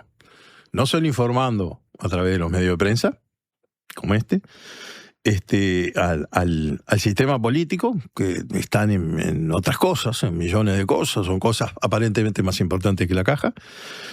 Nos estamos reuniendo con legisladores de la oposición, empezamos ahora, pero también del gobierno, para explicar cuáles son las propuestas que ha hecho la caja. También aspiramos a que haya un ámbito permanente de monitoreo tanto de los efectos de las leyes, como la 20.130 le pegó mucho a la caja también, la 20.410 es la que se hizo para la caja, y nosotros quisiéramos y aportamos la redacción de algunos artículos que no tienen que ver con el dinero, tienen que ver con la gestión, que también tienen que ir por ley. Entonces hay montones de cosas que le pedimos poder gestionar mejor, ¿sí? Que eso va a redundar en eficiencia, en la baja del presupuesto. Por ejemplo, el presupuesto de la caja son $20 millones de funcionamiento por año. Bueno, estamos bajando, recortando gastos, estamos en todo eso. Creemos que tiene que haber una ley. Y lo vamos a seguir conversando con el Poder Ejecutivo porque hubo una excelente relación y creemos que tenemos los canales abiertos como para poder seguir conversando de estas cosas. Ahora que mencionaste lo del recorte del gasto, con esto quiero cerrar. Hubo una discusión que se planteó, tomó estado público en verano, ya que el directorio de la Caja resolvió que sus integrantes perciban una partida de 131.000 pesos. Sí. Esto incluso generó la remoción o que hayan dejado sus cargos de representación del Poder Ejecutivo en ese ámbito, quienes lo estaban haciendo, porque inicialmente habían dado sus votos y el Poder Ejecutivo o las autoridades de gobierno entendieron que esa no era la postura correcta, una vez que ya se había producido por lo menos una primera instancia de definición. Sí. ¿Cómo se explica que un subsistema que tiene esas dificultades y que se dice está tomando decisiones para recortar gasto, tome al mismo tiempo la decisión de pagar esa partida? Bueno, la propuesta fue del Poder Ejecutivo. El Poder Ejecutivo lo propuso incluso en el proyecto de ley. En la 20.410, finalmente la oposición lo bloqueó o negoció sacar eso. Había viáticos y compensaciones para los directores. Nosotros administramos $700 millones por año. Y somos, por ley, responsables de lo que hacemos con nuestro patrimonio. La propuesta, que no fue mía, que yo voté, pero que no fue nuestra, era generar una compensación por lo que uno deja de trabajar en su profesión para administrar la caja. Que yo creo que coordiné, no sé si fue contigo o con quién, por WhatsApp, necesito, hacer rápida la entrevista porque tengo varias reuniones en la caja ahora. Necesitamos todo el día atrás de la caja. Y bueno, yo no estoy de acuerdo con los cargos honorarios. Siempre hay un invento para que los cargos honorarios tengan una retribución. Bueno, nosotros lo hicimos a cara descubierta. Bueno, era la mitad de lo que cobraba, de lo que le costaba un director a la caja. Con aportes y con compensaciones de otro tipo. No me parece sensato. Pasó después, unos días después, con el Instituto Antártico. Que es un cargo honorario y que el director cobraba una partida por otro lado en el Ministerio de Defensa. Y pasa con los ediles, todos lo conocemos, ediles que por constitución, ni siquiera por ley, por constitución son honorarios. El honorario es que no tengas el teléfono, que no tengas un papel, que no tengas secretaría, que no puedas llevar gente en comisión. Honorario es honorario, es no tener ningún tipo de retribución. Bueno, todos sabemos que no pasa y que tienen partidas y que tienen sueldos, entre comillas. Entonces, la gracia es siempre pegarle a la caja. ¿Sí? Y es lo que viene pasando, ¿no? Lamentablemente los profesionales en Uruguay no son valorados. Y el trabajo en la caja de profesionales no es valorado. Fernando Rodríguez Sanguinetti, director integrante del directorio de la Caja de Jubilaciones y Pensiones de Profesionales Universitarios. Gracias por la visita a la mañana de la diaria. Gracias a usted por la invitación. Hacemos una brevísima pausa. Vamos a pasar bien rapidito por las noticias y después hablaremos de una definición muy importante que se va a dar en la Junta Departamental de Montevideo en breve, en horas. Presentó Suzuki. Tu nuevo auto ya tiene un comprador. Hace 50 años nacía Cambio Gales. Sin más que eso, ser una casa de cambio. Pero las cosas cambiaron, porque nuestros clientes cambiaron. Hoy somos la empresa líder en servicios financieros y ustedes una familia enorme. Cumplimos 50 años y aprendimos que la única manera de crecer era acompañando tus cambios, tus sueños, tus logros. Gales tiene algo para decirte. El cambio te favorece. Gales, 50 años. Chacra La Martina, donde todo lo bueno sucede. Eventos, celebraciones sociales, empresariales, restaurante y salón de té. Además, hospedaje con ricos desayunos de campo a 20 minutos del centro. La Martina, al oeste de la ciudad. Seguinos en redes. Buen día, acá Leo desde Colonia, los escucho siempre desde el laburo, gracias por la compañía todas las mañanas, y aprovecho a mandarle un saludo a mi mejor amiga Belu, que estoy esperando que me venda el Swift. Dale, Belu, dale. Cuando compras un Suzuki 0 kilómetro, los futuros compradores vienen incluidos. Lleva al tuyo vos también y asegurate la reventa. Visítanos en suzuki.com.uy o en cualquier concesionario del país. Suzuki te entiende.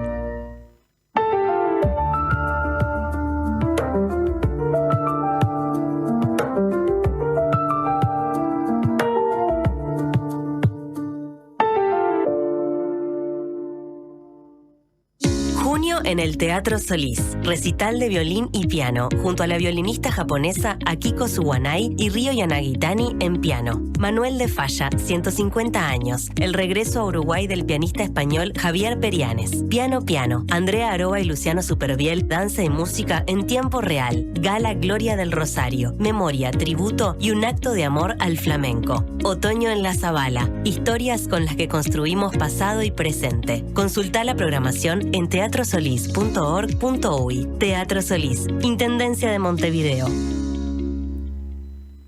Campaña de bien público en el marco del artículo 50 de la Ley 20.383. El 5 de junio se conmemora el Día Mundial del Ambiente y en este mes Uruguay reafirma el compromiso con su cuidado y el desarrollo sostenible.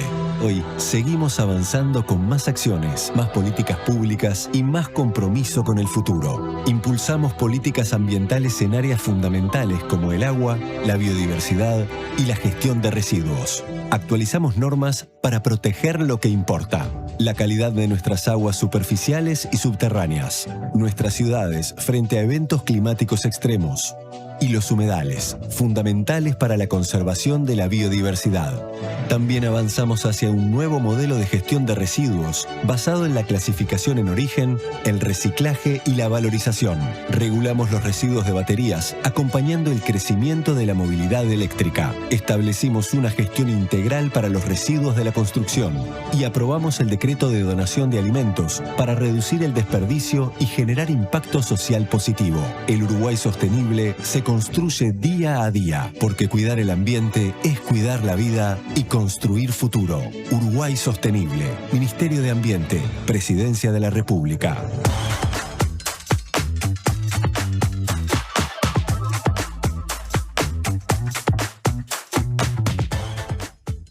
Diez con 19 de la mañana de la diaria, momento de noticias. Ya está en la mesa Mariana Cianelli, a quien hoy no saludé al aire. ¿Cómo andas, Mari? Muy buenos días, muy bien. Pronta para dar las noticias. Bueno, porque tuvimos un comienzo de programa diferente. Entonces no estuviste en la mesa de arranque, no pudimos hablar del tiempo, no pudimos ponernos al día con los asuntos que habitualmente abordamos. Tan profundos, ¿no? Bien, vamos a pasar a la información internacional en esta ocasión. Les contamos que a nivel de la ONU se teme que Israel provoque en Líbano una destrucción similar a la producida en Gaza. El secretario general adjunto de Asuntos Humanitarios de la ONU, Tom Fletcher, expresó su temor a la destrucción que puede llegar a ocurrir en el Líbano y dijo que, habiendo visto la situación en Gaza, le horroriza la idea de que cualquier otro lugar pueda enfrentarse a semejante devastación. También alertó sobre lo que está ocurriendo en el territorio libanés y dijo que el desplazamiento forzoso afecta a enormes cantidades de personas, sobre todo en el sur, donde cada vez es más difícil trasladar la ayuda humanitaria y que quienes realizan estas tareas de traslado de ayuda humanitaria están siendo blanco de ataques. En medio de esta situación, este martes estaban previstas instancias de diálogo entre Líbano e Israel en Estados Unidos. Además, el presidente estadounidense Donald Trump dijo que también están en marcha conversaciones entre su país e Irán, e incluso se mostró optimista en cuanto a un eventual acuerdo con las autoridades iraníes, pero es importante recalcar que las autoridades iraníes iraníes exigen un cese del fuego en Líbano como condición para un entendimiento. Entonces, además de la situación terrible que está viviendo la población de Líbano, se tenga la opinión que se tenga sobre Hezbollah, pero que la están pasando muy mal, queda claro. Líbano además de por eso, el padecimiento de la gente, pasa a ser central en la posibilidad de que haya un acuerdo duradero entre Estados Unidos, Israel e Irán.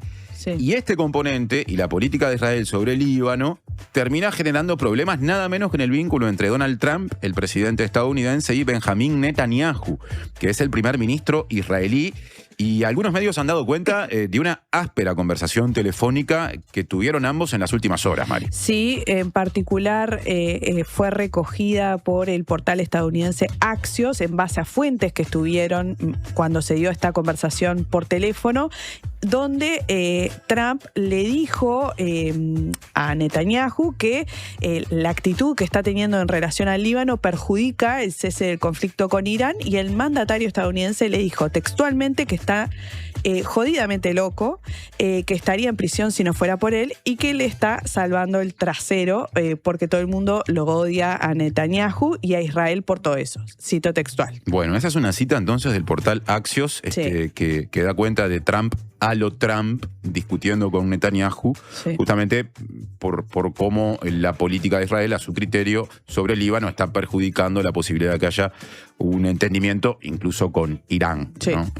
Después de ya unos cuantos meses, creo que fue a fines de febrero que empezó el ataque conjunto de Israel y Estados Unidos sobre Irán. Han pasado los meses, en un momento Trump dijo yo me voy de acá, ya está bien, pero todavía la situación está lejos, me parece, de presentar, sobre todo a futuro, ¿no?, un panorama más o menos despejado y de paz duradera. En este momento son las 10:22. Seguimos haciendo la mañana de la diaria. De 9 a 11, la mañana de la diaria.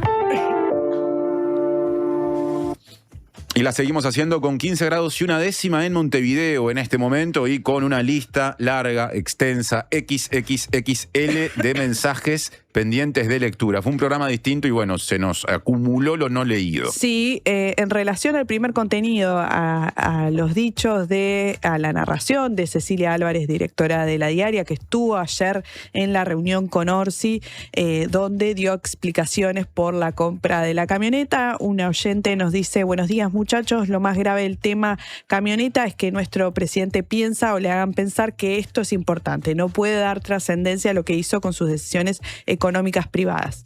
Hay también muchos mensajes que cuestionan el tiempo dedicado a abordar este tema en este programa. Nosotros entendemos que es un tema que se ha vuelto trascendente en términos políticos. Que el presidente cite periodistas o que haga videos lo demuestran. Yo siento aparte, por supuesto que esto es siempre discutible, que los asuntos vinculados al manejo o al vínculo entre lo público y lo privado, a la recepción de donaciones, aunque puedan ser legales, a las cuestiones de ética y transparencia son centrales. Me quedo con algunos comentarios hechos aquí por Ricardo Gil Iribarne pocos días atrás, y por todo eso nos ha parecido desde el comienzo que es un tema que tenemos que abordar, y mucho más en una jornada como la de hoy, en la que una integrante del staff de La Diaria, en este caso Cecilia Álvarez, tuvo la posibilidad de hablar mano a mano con el presidente de la República. Llegaron mensajes con respecto a ese tema, insisto, no pocos con cuestionamientos, y también con respecto al tema que abordamos recién con Fernando Rodríguez Sanguinetti, director de la Caja de Profesionales. Sí, nos llega, por ejemplo, un mensaje que dice: soy profesional y en algún momento realicé ejercicio liberal, pero con muy bajos ingresos que no me alcanzaban para pagar la caja y estar al día, porque el aporte es lo más injusto. Yo ganaba 100 y un médico que ganaba 1000 y estaba en la misma categoría por la antigüedad de la caja, pagábamos lo mismo, totalmente injusto. Bueno, con respecto a los aportes, Rodríguez Sanguinetti hizo algunas precisiones. Hubo también muchos mensajes críticos con respecto a la postura predominante hoy a nivel del directorio de la Caja de Profesionales. Por un tema de tiempo no pudimos durante la entrevista meter ninguno. Los aspectos o los temas previsionales son muy complejos, tienen muchas puntas que abordar, y hoy el reloj nos corría, pero al menos lo mencionamos también. Hablando de temas importantes, la agenda de Montevideo tiene, en la Junta Departamental de Montevideo, te diría que capaz que la sesión más importante del quinquenio. Por desarrollarse en cuestión de horas, porque mañana jueves se va a someter a votación el proyecto de endeudamiento por fuera del presupuesto destinado a 5 áreas, ¿no? Ahí aparecen la limpieza, el saneamiento, veredas, calles y un plan para Ciudad Vieja, que presentó la Intendencia de Montevideo, que requiere mayoría especial para ser aprobado, y que no está muy claro si tendrá los votos por lo menos en la mayoría o en buena parte de esos 5 ejes. Hay por lo menos uno en el que creo que sí, hay otros en lo que esto está por verse. Seguramente haya negociaciones, veremos con qué resultado, y queremos hablar con un edil representante de la oposición y de una sensibilidad opositora que no habíamos tenido todavía en este programa, el edil del Partido Colorado. Sí, viene Federico Paganini, que ya está en estudios y lo recibimos. Le vamos a dedicar a ese tema la última media hora del programa, no se vayan.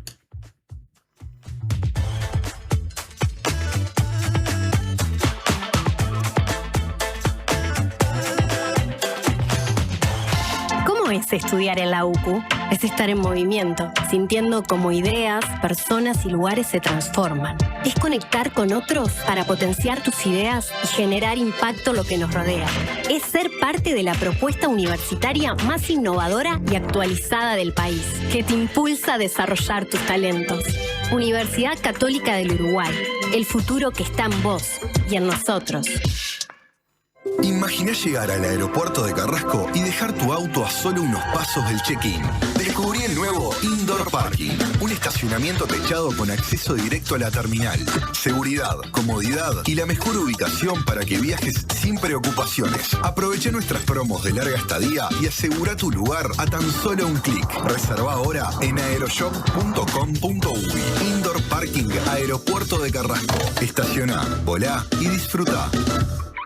La Triple Nelson vuelve a la trastienda presentando temas de su nuevo disco de amor, de locura y de guerra, más los clásicos de siempre. Sábado 15 de agosto, la trastienda Montevideo, 20-30 horas. Banda invitada, Vientos de Libertad. Entrás a la venta en Pass Line.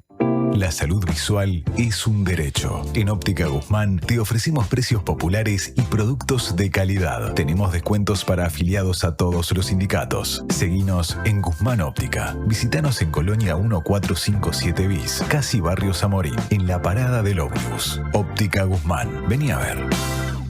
Hola, ¿estás pensando en el mundo? Estás bien. Estás en la Diaria Radio 97.9. Enviar y recibir dinero alrededor del mundo es un sí. Gales te da la posibilidad de hacerlo en sus locales a través de Western Union. Rapidez, cercanía y la tranquilidad de enviar y recibir por Western Union. Otro beneficio Gales para vos. Conoce más en gales.com.uy o llamando al 0800 2026.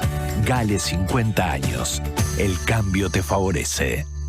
Hay una cancha donde juega la selección y hay otra donde jugamos todos. En una se cuida el arco, en la otra se cuida la salud. Son partidos distintos, pero con algo en común: la importancia de estar bien acompañado. Por eso Médica Uruguaya juega afuera de la cancha, cuidando a los que están adentro y a todos los uruguayos. Médica Uruguaya, sponsor oficial de la selección y la salud uruguaya.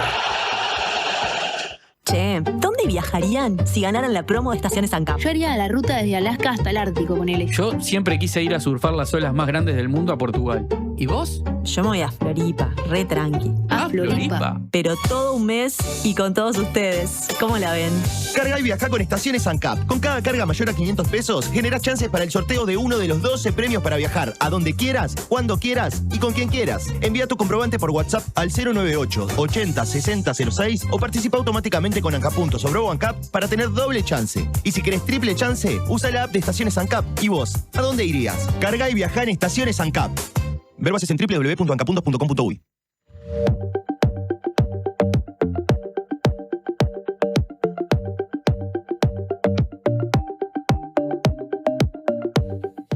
...10:30 de la mañana, 10:30 de la mañana de la diaria. La última media hora se la dedicaremos a una discusión trascendente para Montevideo a nivel de la Junta Departamental, porque en horas el plenario de la Junta Departamental va a votar y por ende se va a pronunciar de manera definitiva sobre los 5 proyectos presentados por la Intendencia cuya concreción requeriría financiamiento por fuera del presupuesto quinquenal y por ende recurrir a algún mecanismo de endeudamiento. Estos 5 proyectos sumados dan algo más de $300 millones y se orientan a saneamiento, limpieza, calles, veredas y un plan de revitalización de la Ciudad Vieja, y toman en cuenta lo central de un documento presentado por la Intendencia en el verano bajo el título Prioridades Ciudadanas, aunque en los meses que pasaron las consultas con municipios y negociaciones entre oficialismo y oposición han generado algunos cambios. ¿Cómo se posiciona ante esta discusión fundamental el Partido Colorado, que en la Junta Departamental de Montevideo tiene una banca, la del edil Federico Paganini, que pertenece al sector Unir para Crecer? Bueno, lo sabremos a continuación porque Federico Paganini, el invitado a esta última entrevista de nuestro programa de este día miércoles. Buen día, Federico. Bienvenido. Bueno, muchas gracias, Martín. Buen día para todos. Antes de ir o de hacer el repaso, como hicimos con otros integrantes de la Junta Departamental, de la oposición y del oficialismo, eje por eje, ¿en qué situación estás hoy en términos de tu definición, la definición de tu sector y del Partido Colorado al que representás ante esto que se va a votar mañana? ¿Falta información para tomar una decisión o ya hay una decisión tomada? Sí, en realidad me gustaría hacer un raconto de hechos que entiendo que hacen a la cuestión de la discusión presupuestal y extrapresupuestal que está la Intendencia de Montevideo en el día de hoy y está la Junta Departamental. Nosotros cuando asumimos el 10 de julio del año pasado dijimos claramente de que todos los proyectos que estuvieran en pos de mejorar los problemas esenciales que tienen todos los montevideanos, que casualmente tienen coherencia con estos 5 ejes extrapresupuestales que solicita la Intendencia, no nos íbamos a apuntar la posibilidad de estudiarlos, no nos íbamos a apuntar la posibilidad de intentar hacer mejoras, porque entendemos que acá también hay una discusión que es más profunda que los 5 ejes presupuestales, que es qué tipo de oposición queremos y si queremos ser una minoría intensa, si queremos ser una minoría que tiene el no para todo, o si queremos construir una mayoría que nos permita el día de mañana ser opción real de gobierno en Montevideo. Porque nosotros creemos que el Frente Amplio es un modelo que está agotado, pero como oposición no hemos sabido brindarle a la ciudadanía una opción, una alternativa real de cambio, y es por ello que en estos 5 planes extrapresupuestales, más que la sustancia, también nos estamos jugando qué tipo de oposición queremos ser y qué le estamos mostrando a la ciudadanía, porque el vecino, como siempre digo, no tiene la culpa de que el Frente Amplio no haya resuelto todos los problemas esenciales que le aquejan al día desde que sale de la puerta de su casa a trabajar, desde que se toma un ómnibus, desde que pasa por una esquina y hay un contenedor desbordado, desde que va por una calle y no hay iluminación. Todas esas cuestiones entendemos que deben ser estudiadas, deben ser analizadas y no deben ser pensadas con un rédito político, un juego político menor. Ese es el marco conceptual, o por lo menos el posicionamiento o lo que explica la orientación con la que el Partido Colorado afronta esta discusión en la Junta Departamental. A esta hora, ¿ustedes tienen o han tomado ya alguna definición política o están esperando información para terminar de tomarla antes de la votación de mañana?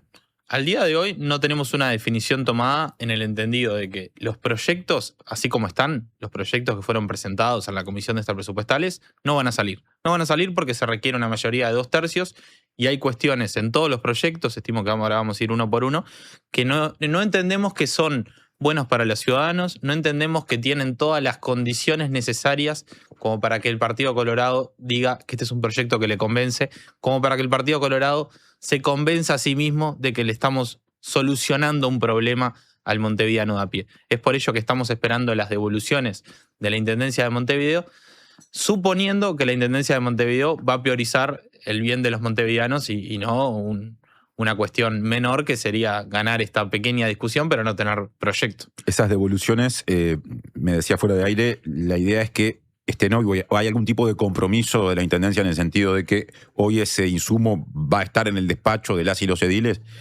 Sí, por supuesto. Nosotros acordamos con el coordinador institucional, que es el que lleva a cabo las negociaciones con Justo Anandi, que hoy deberían estar todas las respuestas para el día de mañana, como Partido Colorado, tomar una definición, que por supuesto que ya hemos venido conversando con estos referentes, pero la definición final la tenemos que tomar con todos los insumos que hicimos de los 5 ejes, pero fundamentalmente yo creo que es bueno sacar saneamiento y Ciudad Vieja por 2 motivos bien opuestos. Ciudad Vieja porque entendemos que es un proyecto que no reúne las condiciones ni las garantías necesarias para que salga, luego detallamos en profundidad, y saneamiento porque vemos con buenos ojos que se nos haya llevado la propuesta que nosotros hicimos de la reparación del emisor subacuático de Punta Carretas, que el emisor contaba con rajaduras aproximadamente al kilómetro de la costa, y gracias a una propuesta que hicimos desde el Partido Colorado, no solo se va a reparar, sino que le acercamos una propuesta para que se comience a reparar en 2027,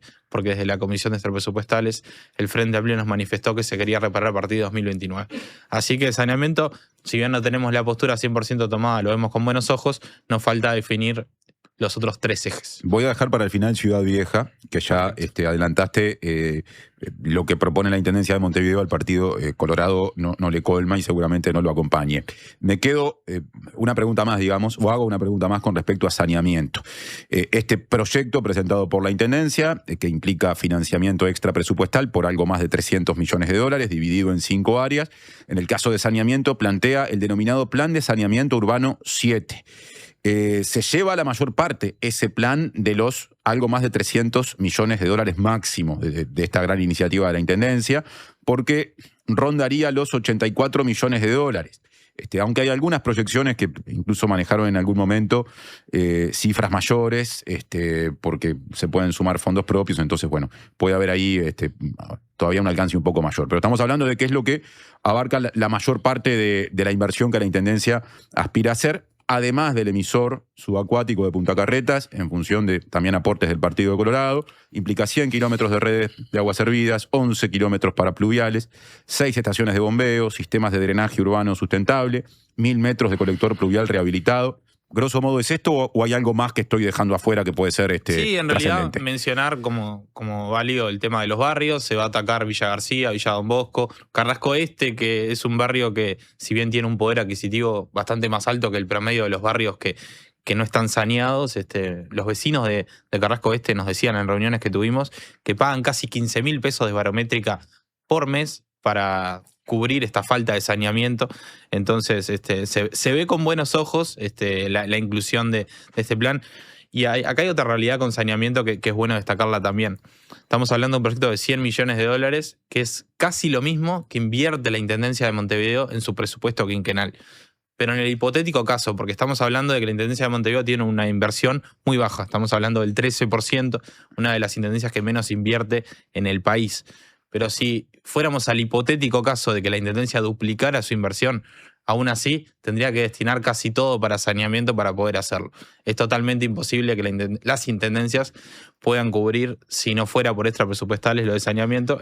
Por supuesto que en el caso de Montevideo, pero en el resto del país no se cubre. Montevideo es el único departamento que tiene que pagar su saneamiento. Entonces, esta inversión es la más lógica y es la que se ha marcado como una verdadera política de Estado, porque vamos en el plan de saneamiento 7, como tú bien decías, y ha reunido apoyos de todos los partidos políticos. Tu voto va a estar entonces para este eje de los 5. Esto lo agrego yo. Tengo entendido que el Partido Nacional, incluso los sectores que son bastante críticos de la gestión, también van a dar su voto. Aquí adelantó una postura similar el edil Nicolás Botana hace un par de 2 semanas cuando lo entrevistamos, ese edil del Partido Nacional. O sea que con respecto a ese eje parece no haber dudas. Eso se va a aprobar. Quiero meterme ahora en los 3 ejes que creo que hacen a la gran discusión política por estas horas y cuya definición o hacia la aprobación o hacia la desaprobación creo que va a terminar siendo crucial en el saldo que en términos políticos esto le deja a la Intendencia de Montevideo. Uno de esos ejes es el denominado Plan Veredas, que implica una inversión de $65 millones, aproximadamente 22% del endeudamiento máximo total que aspira a obtener la Intendencia de Montevideo. Es uno de los ejes en los cuales, según entendí, estás esperando una devolución de la Intendencia para pronunciarte. De lo que hay planteado hasta el momento, ¿qué es lo que no te colma? ¿Dónde deberían estar los énfasis para que el Partido Colorado lo acompañase? Bien, para poner en contexto la discusión, la Intendencia de Montevideo, durante la discusión del presupuesto quinquenal, en su mensaje presupuestal, enumera que va a gastar $105 millones en el plan Veredas. Va a gastar con su presupuesto $105 millones. Entonces, esa es la discusión en que nos debemos enmarcar. Luego, en este plan extra presupuestal, piensa gastar en asentamientos, en avenidas y en un fondo rotatorio. Me meto en el fondo rotatorio porque es la parte más crítica que nosotros vemos de esto. El fondo rotatorio plantea que el vecino se le vaya a intimar, que la Intendencia arregle su vereda y en un plazo máximo de 12 meses para el retorno rápido, es decir, al vecino que tiene un buen poder adquisitivo, y en un retorno diferido, máximo 48 meses para quien tiene menos posibilidades de pago. Nosotros vemos que es injusto este plan en el entendido de que la vereda es un espacio público por el cual transitan todos los montevideanos y no solo el vecino frentista. Hoy en día tenemos un decreto que establece que es responsabilidad del frentista la vereda. O sea, de la persona propietaria de la casa que da al frente. Hay que aclararlo porque, sí, hay que aclararlo porque puede asimilarse a frente amplista. Decía que es responsabilidad justamente del vecino que da la vereda, pero esto no nos parece justo en ese entendido, de que las veredas son transitadas por todo el mundo, y si bien está este decreto, la Intendencia de Montevideo tiene que ser la que repare y tiene que ser la que no cobre su totalidad y permita lapsos de pago mucho más laxos, por así decirlo. Entonces le planteamos a la Intendencia de Montevideo, estamos esperando las devoluciones pertinentes, de que los lapsos de pago sean mucho más flexibles, incluso mayores que 48 meses, y que también se quite el fondo rotatorio en sí mismo, porque la Intendencia ya tiene los mecanismos para utilizar el fideicomiso que va a estar planteado con afectación total, y si se quita el fondo rotatorio que ya establecía unos retornos de pago mucho más grandes, entendemos que es mucho más proclive a ser acompañado.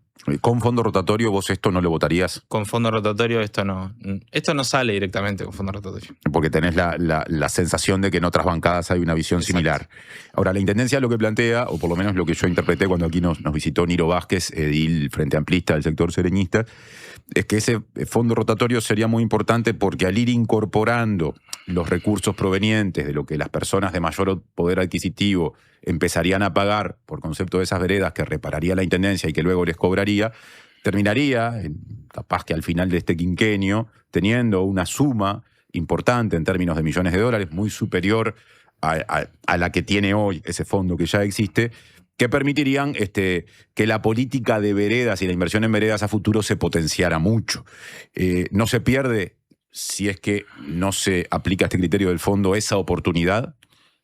El fondo rotatorio fue creado por un decreto y puede seguir siendo utilizado con fondos presupuestales o con otros fondos que estime la Intendencia. Pero nosotros creemos que con estos fondos vos no podés obligar al vecino que durante años no le arreglaste la vereda, que durante años no priorizaste presupuestalmente esto, obligarlo que en 12 meses te esté devolviendo una plata que por ahí no tiene. Bueno, pero porque nacer en un barrio no significa que vos tengas la recapacidad de pago para hacerlo en 12 meses, por ejemplo. Pero si se mantiene el fondo y hay más laxitud, como vos decías, en los plazos, es decir, en lugar de esos 12 meses, igual ya hay un máximo de hasta 48. El tema es que el fondo rotatorio te establece esos plazos, ya está definido por decreto. Nosotros lo que estamos pidiendo es que la intervención en barrios se mantenga, pero que sea con un lapso más amplio, y ahí sería una buena opción de acompañarlo. O sea, se debería reformar o redactar ese decreto. Sí, no se debe adaptar el decreto. El decreto sigue vigente y puede ser utilizado con fondos presupuestales. Lo que estamos hablando es que en el tercer eje que se establece fondo rotatorio, que sean intervenciones en barrios, que se cumpla con el decreto vigente, que es responsabilidad del vecino, pero que sean lapsos mucho más largos de financiación para que el vecino no sufra la reparación de su vereda. Bien. Por supuesto que nos gustaría que no se le cobre, pero hay un decreto de por medio y eso habilita a la Intendencia a que se le cobre. Hasta ahí llegamos con veredas. Insistimos, hoy, según lo que nos decías, la Intendencia va a presentar una especie de contrapropuesta o devolución y veremos si toma en cuenta estas apreciaciones.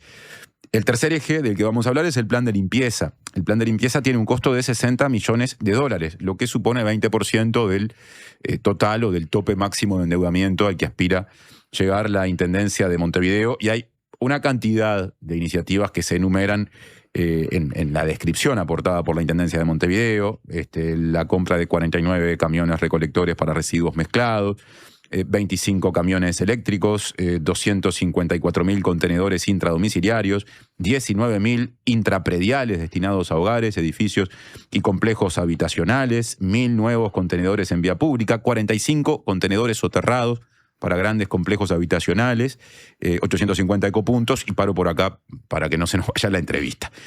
¿Qué mirada tenés con respecto al planteo original y por qué estás esperando una devolución, que es lo que no convence de momento? Ok, Montevideo tiene una verdadera emergencia en materia de limpieza, una verdadera emergencia que yo entiendo que se da hace al menos 15 años. Yo tengo 26 y yo no tengo recuerdo de ver una Montevideo, una ciudad limpia. Entonces es un problema que el Frente Amplio no ha podido resolver, no ahora, sino que no ha podido resolver hace por lo menos 15, 20 años. En ese entendido, desde el periodo pasado, la coalición republicana tomó una definición política que yo no comparto, que es que no se le debía votar este endeudamiento el periodo pasado cuando lo solicitó Carolina Cose, y la ciudad continuó siendo una mugre. ¿Tuvimos réditos políticos? No los tuvimos. Entonces entiendo que como primera medida no debemos amputarnos la posibilidad de estudiar y de proponer cambios a este plan. Ingresando en la sustancia, creo que una de las cosas que no vemos con buenos ojos es el tema de que se incluyan a los camiones. No vemos con buenos ojos en el entendido de que estamos hablando de un fideicomiso a 25 años, un repago a 25 años, pero que los camiones tienen una durabilidad entre 10 y 15 años. Entendemos que eso debería ser absorbido con fondos propios o con la financiación que determine la Intendencia, pero que no sea a largo plazo. Esa es una de las propuestas que le hacíamos a la Intendencia. Y tiene una relevancia muy distinta al tema de los contenedores, porque es cierto, los contenedores tienen una durabilidad máxima de 7 años, pero los contenedores hacen a la sustentabilidad del plan. Sin los contenedores no tenemos cambio de modelo y no tenemos la posibilidad de asegurarle a la población de que haya una mejora tangible en materia de limpieza. Con los camiones entendemos que sí la Intendencia puede hacer un esfuerzo por otro lado, ya sea una línea de crédito como la del Brow o mediante recursos presupuestales, recortando de alguna área que tiene la posibilidad de hacer la rendición de cuentas. Mediante esas dos posibilidades entiendo que se puede solucionar. Después hay algún otro tema respecto a la fiscalización de los contenedores, las famosas multas a los que tiran afuera del contenedor, que se quería incluir alguna punta bastante baja, era alrededor de $1 millón. Eso tampoco lo vemos con buenos ojos, pero eso es más minoritario. Creo que lo de los camiones es un elemento central a la hora de definir el voto. O sea que ahí está la discusión, por lo menos para el Partido Colorado, con respecto al eje de plan limpieza. Nos está quedando el plan de calles, el cuarto eje del que vamos a hablar en esta entrevista. Abarca una inversión de $50 millones, 17% del total de proyecto de 5 puntas o ejes presentado por la Intendencia de Montevideo. Implica la realización de 35 obras de reconstrucción parcial y total, 20 sobre pavimentos en estado regular, 15 sobre pavimentos en mal estado, en arterias de alto flujo vehicular ubicadas en los 8 municipios del departamento, ¿no? Y bueno, otra vez, la lista es larga, si la leo entera se nos va toda la entrevista, pero se habla de obras en algunos tramos de la Rambla, por ejemplo, en la zona de Pocitos, en Luis Alberto Herrera, entre General Flores y San Martín, también las hay en Avenida Rivera, en Boulevard Artigas, entre Rivera y 21 de septiembre, y llego hasta ahí. Postura del Partido Colorado a propósito de esta propuesta. La Intendencia de Montevideo tiene un presupuesto total de $900 millones, de los cuales únicamente gasta el 1% en vialidad. Gasta el 1% en reparar calles, en hacer calles nuevas, en mantenerlas. Y ahora se nos está pidiendo otro 1% para hacer nuevas calles. Nosotros entendemos que con el nivel de inversión que tiene la Intendencia de Montevideo, que es un 13%, muy distinto a aquel 22% que tenía el Partido Colorado en la primera legislatura post dictadura, entendemos que con esos guarismos de inversión es totalmente imposible que las calles estén en buenas condiciones. Pero, como bien dije en todos los ejes, y esto es transversal a los ejes, estamos estudiando estos 5 ejes, sí creemos que el monto debe ser un poco reducido, en el entendido, primero, que es imposible que puedan ejecutar ese monto y que tiene que haber una coherencia más clara respecto a que vos no me podés pedir exactamente lo mismo que vas a ejecutar con tu presupuesto. Priorizame el presupuesto y ahí sacá la plata para terminar de cubrir este plan extrapresupuestal. Pero es imposible que me pidas lo mismo que sacaste para cubrir las calles con el presupuesto, con lo extrapresupuestal. Por eso creemos que, más allá de que tenemos matices en qué calles a intervenir y qué calles no, que eso lo venimos relevando con los dirigentes en el territorio del partido, creemos que tiene que haber una baja y readecuar algunas calles que vemos que no se adecúan a la realidad. O sea, lo podría llegar a acompañar a este eje, ¿no? El plan de calles, el Partido Colorado, en la medida en que de esos $50 millones se pase a un endeudamiento algo menor, ¿entendí bien? Un endeudamiento algo menor y que se incluyan calles que no están incluidas y que cambien tramos que por ahí no están siendo bien intervenidos. Te pongo un ejemplo concreto para no andar en mucho porque es muy largo. Aparicio Saravia, entre Belloni y Rousseau, estamos hablando que es un tramo bastante largo. Hay toda una parte que está hecho nuevo, es un billar y la Intendencia quiere volver a intervenirlo. No queda claro por qué. Por ejemplo, ese tramo estamos pidiendo que lo saquen. Cosas bien coherentes y bien sencillas respecto a calles. Vamos a esperar la devolución. Yo creo que la Intendencia de Montevideo, si tiene la voluntad de que esto sea un acuerdo interpartidario profundo, si tiene la voluntad de priorizar al vecino sobre las decisiones políticas de bajo costo, yo creo que va a terminar apoyando nuestras devoluciones y va a llevarlo a cabo. No creo que deje a los montevideanos rehenes de sus decisiones. Sobre el cierre, Federico, ¿por qué está orientado el Partido Colorado a no votar el programa de revitalización de la Ciudad Vieja, el quinto y último eje? Exacto. Nosotros vemos que la Ciudad Vieja es un barrio histórico, patrimonial, pero que está muy deteriorado, pero que este plan de revitalización no ataca el problema central que tiene Ciudad Vieja. Ciudad Vieja es un barrio que tuvo un despoblamiento muy importante, pasó en los últimos 20 años entre el torno de 40 a 45.000 personas a 13.000 personas, y este proyecto de revitalización no incluye ningún eje, ningún punto, ninguna coma vinculado a repoblar Ciudad Vieja. No se incluye los desarrollos inmobiliarios, las exoneraciones no están claras en este plan. Entiendo que tampoco está claro el tema de la iluminación. Vos no podés iluminar un barrio patrimonial como Ciudad Vieja igual que iluminás toda la ciudad de Montevideo. Son cosas muy distintas. De hecho, son reclamos que hasta los propios vecinos de Ciudad Vieja nos dicen, che, capaz que no es conveniente que este plan salga ahora, capaz es conveniente que hagamos una mesa de diálogo mucho más profunda, mucho más abarcativa, que involucremos a todos los actores de la sociedad, como pueden ser los empresarios, los vecinos, los colectivos, y generemos un proyecto mucho más fuerte, porque todos estamos de acuerdo que Ciudad Vieja necesita un impulso mucho mayor, pero no cualquier impulso, no cheques en blanco. Yo recuerdo que leí Niro Vázquez acá decía que el proyecto de Ciudad Vieja no es un cheque en blanco, pero vamos por ejemplo, a la parte que se quiere intervenir Plaza Matriz y nos dicen que son $4 millones solo para Plaza Matriz y no queda claro cómo van a gastar absolutamente nada. Entonces, hay partes del proyecto de Ciudad Vieja que son un cheque en blanco. Para terminar la entrevista, bueno, hoy se va a definir la postura del Partido Colorado, o va a empezar a definirse la postura del Partido Colorado. ¿Hay alguna coordinación por fuera de la bancada con otros integrantes y otras integrantes de los sectores de oposición, o es una definición que exclusivamente el Partido Colorado tomará, independientemente de lo que definan las distintas ramas del Partido Nacional, o el edil Guillermo Cruce, que responde en un sentido más amplio a la coalición republicana? Nosotros, cuando el intendente Mario Vergara presenta estos 5 planes, la definición política que tomamos es que antes de cualquier pronunciamiento público, las definiciones iban a ser comunicadas a los distintos coordinadores de las bancadas.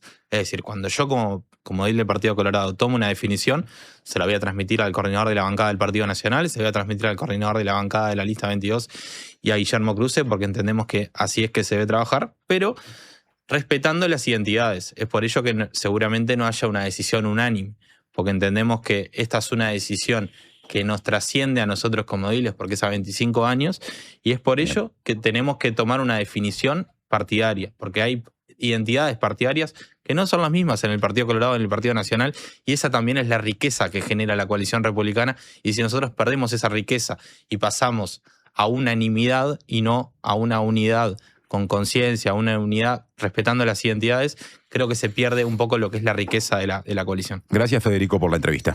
Gracias a ustedes. Hacemos una brevísima pausa y venimos simplemente para despedirnos. Chacra La Martina. Muy bien. Bueno.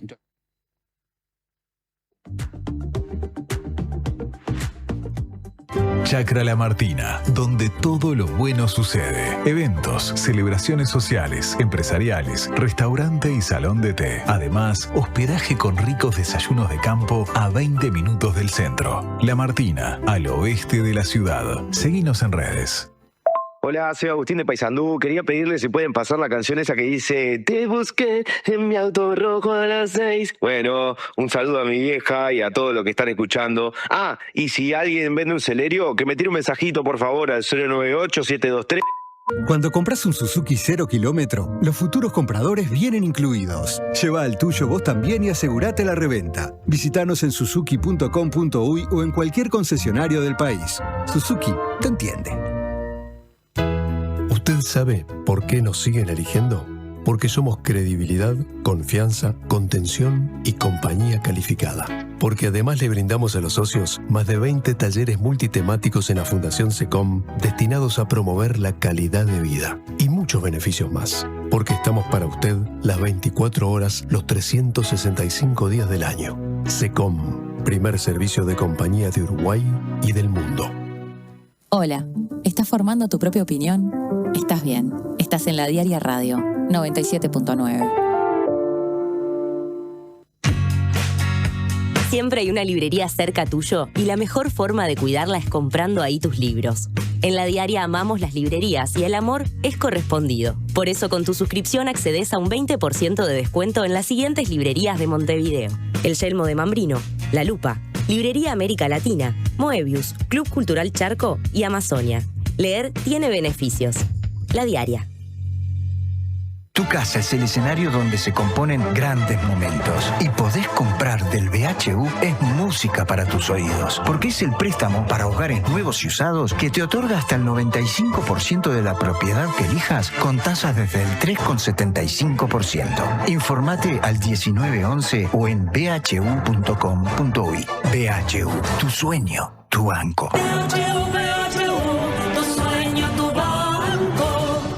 Natal está de aniversario y lo festeja a lo grande. Aprovecha la promo 3x2 en productos seleccionados. Sí, escuchaste bien. Llevas 3 y pagas 2. Porque en Natal nosotros festejamos y el regalo es para vos. Natal, hace 22 años, salís ganando. Ver bases y condiciones en natal.com.uy. Promoción válida desde el 1 hasta el 22 de junio de 2026.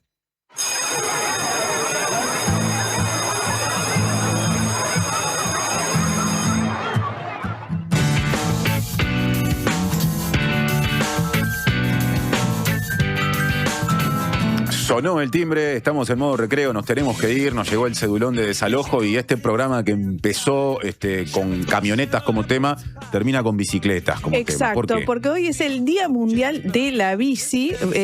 ¿Vos sos de andar en bici? Ya no, fui en otros tiempos. A mí no se me da muy bien, pero bueno, hoy es el Día Mundial de la Bicicleta, se celebra todos los 3 de junio desde 2018 porque, atención, fue proclamado por la Asamblea General de las Naciones Unidas por ser un medio de transporte sostenible que beneficia a la salud y al medio ambiente. Entonces nos vamos a ir con música alusiva a bicicletas. Exacto, la canción Bicycle Song de los Red Hot Chili Peppers. Con esa canción sonando nos vamos. Gracias, Mari, por la elección de la canción. Saludos a la comunidad bicicletera, que la hay incluso en este grupo. David Mattioli dice presente, digo bien, no sé si Julia... Emi, bienvenida, dicho sea de paso, una nueva compañera que se incorpora, y Lu están en la misma comunidad bicicletera. No, Lu no. Bueno, pero hay mayoría, hay mayoría. Bueno, muy bien. Pedaleando nos fuimos, que pasen bien.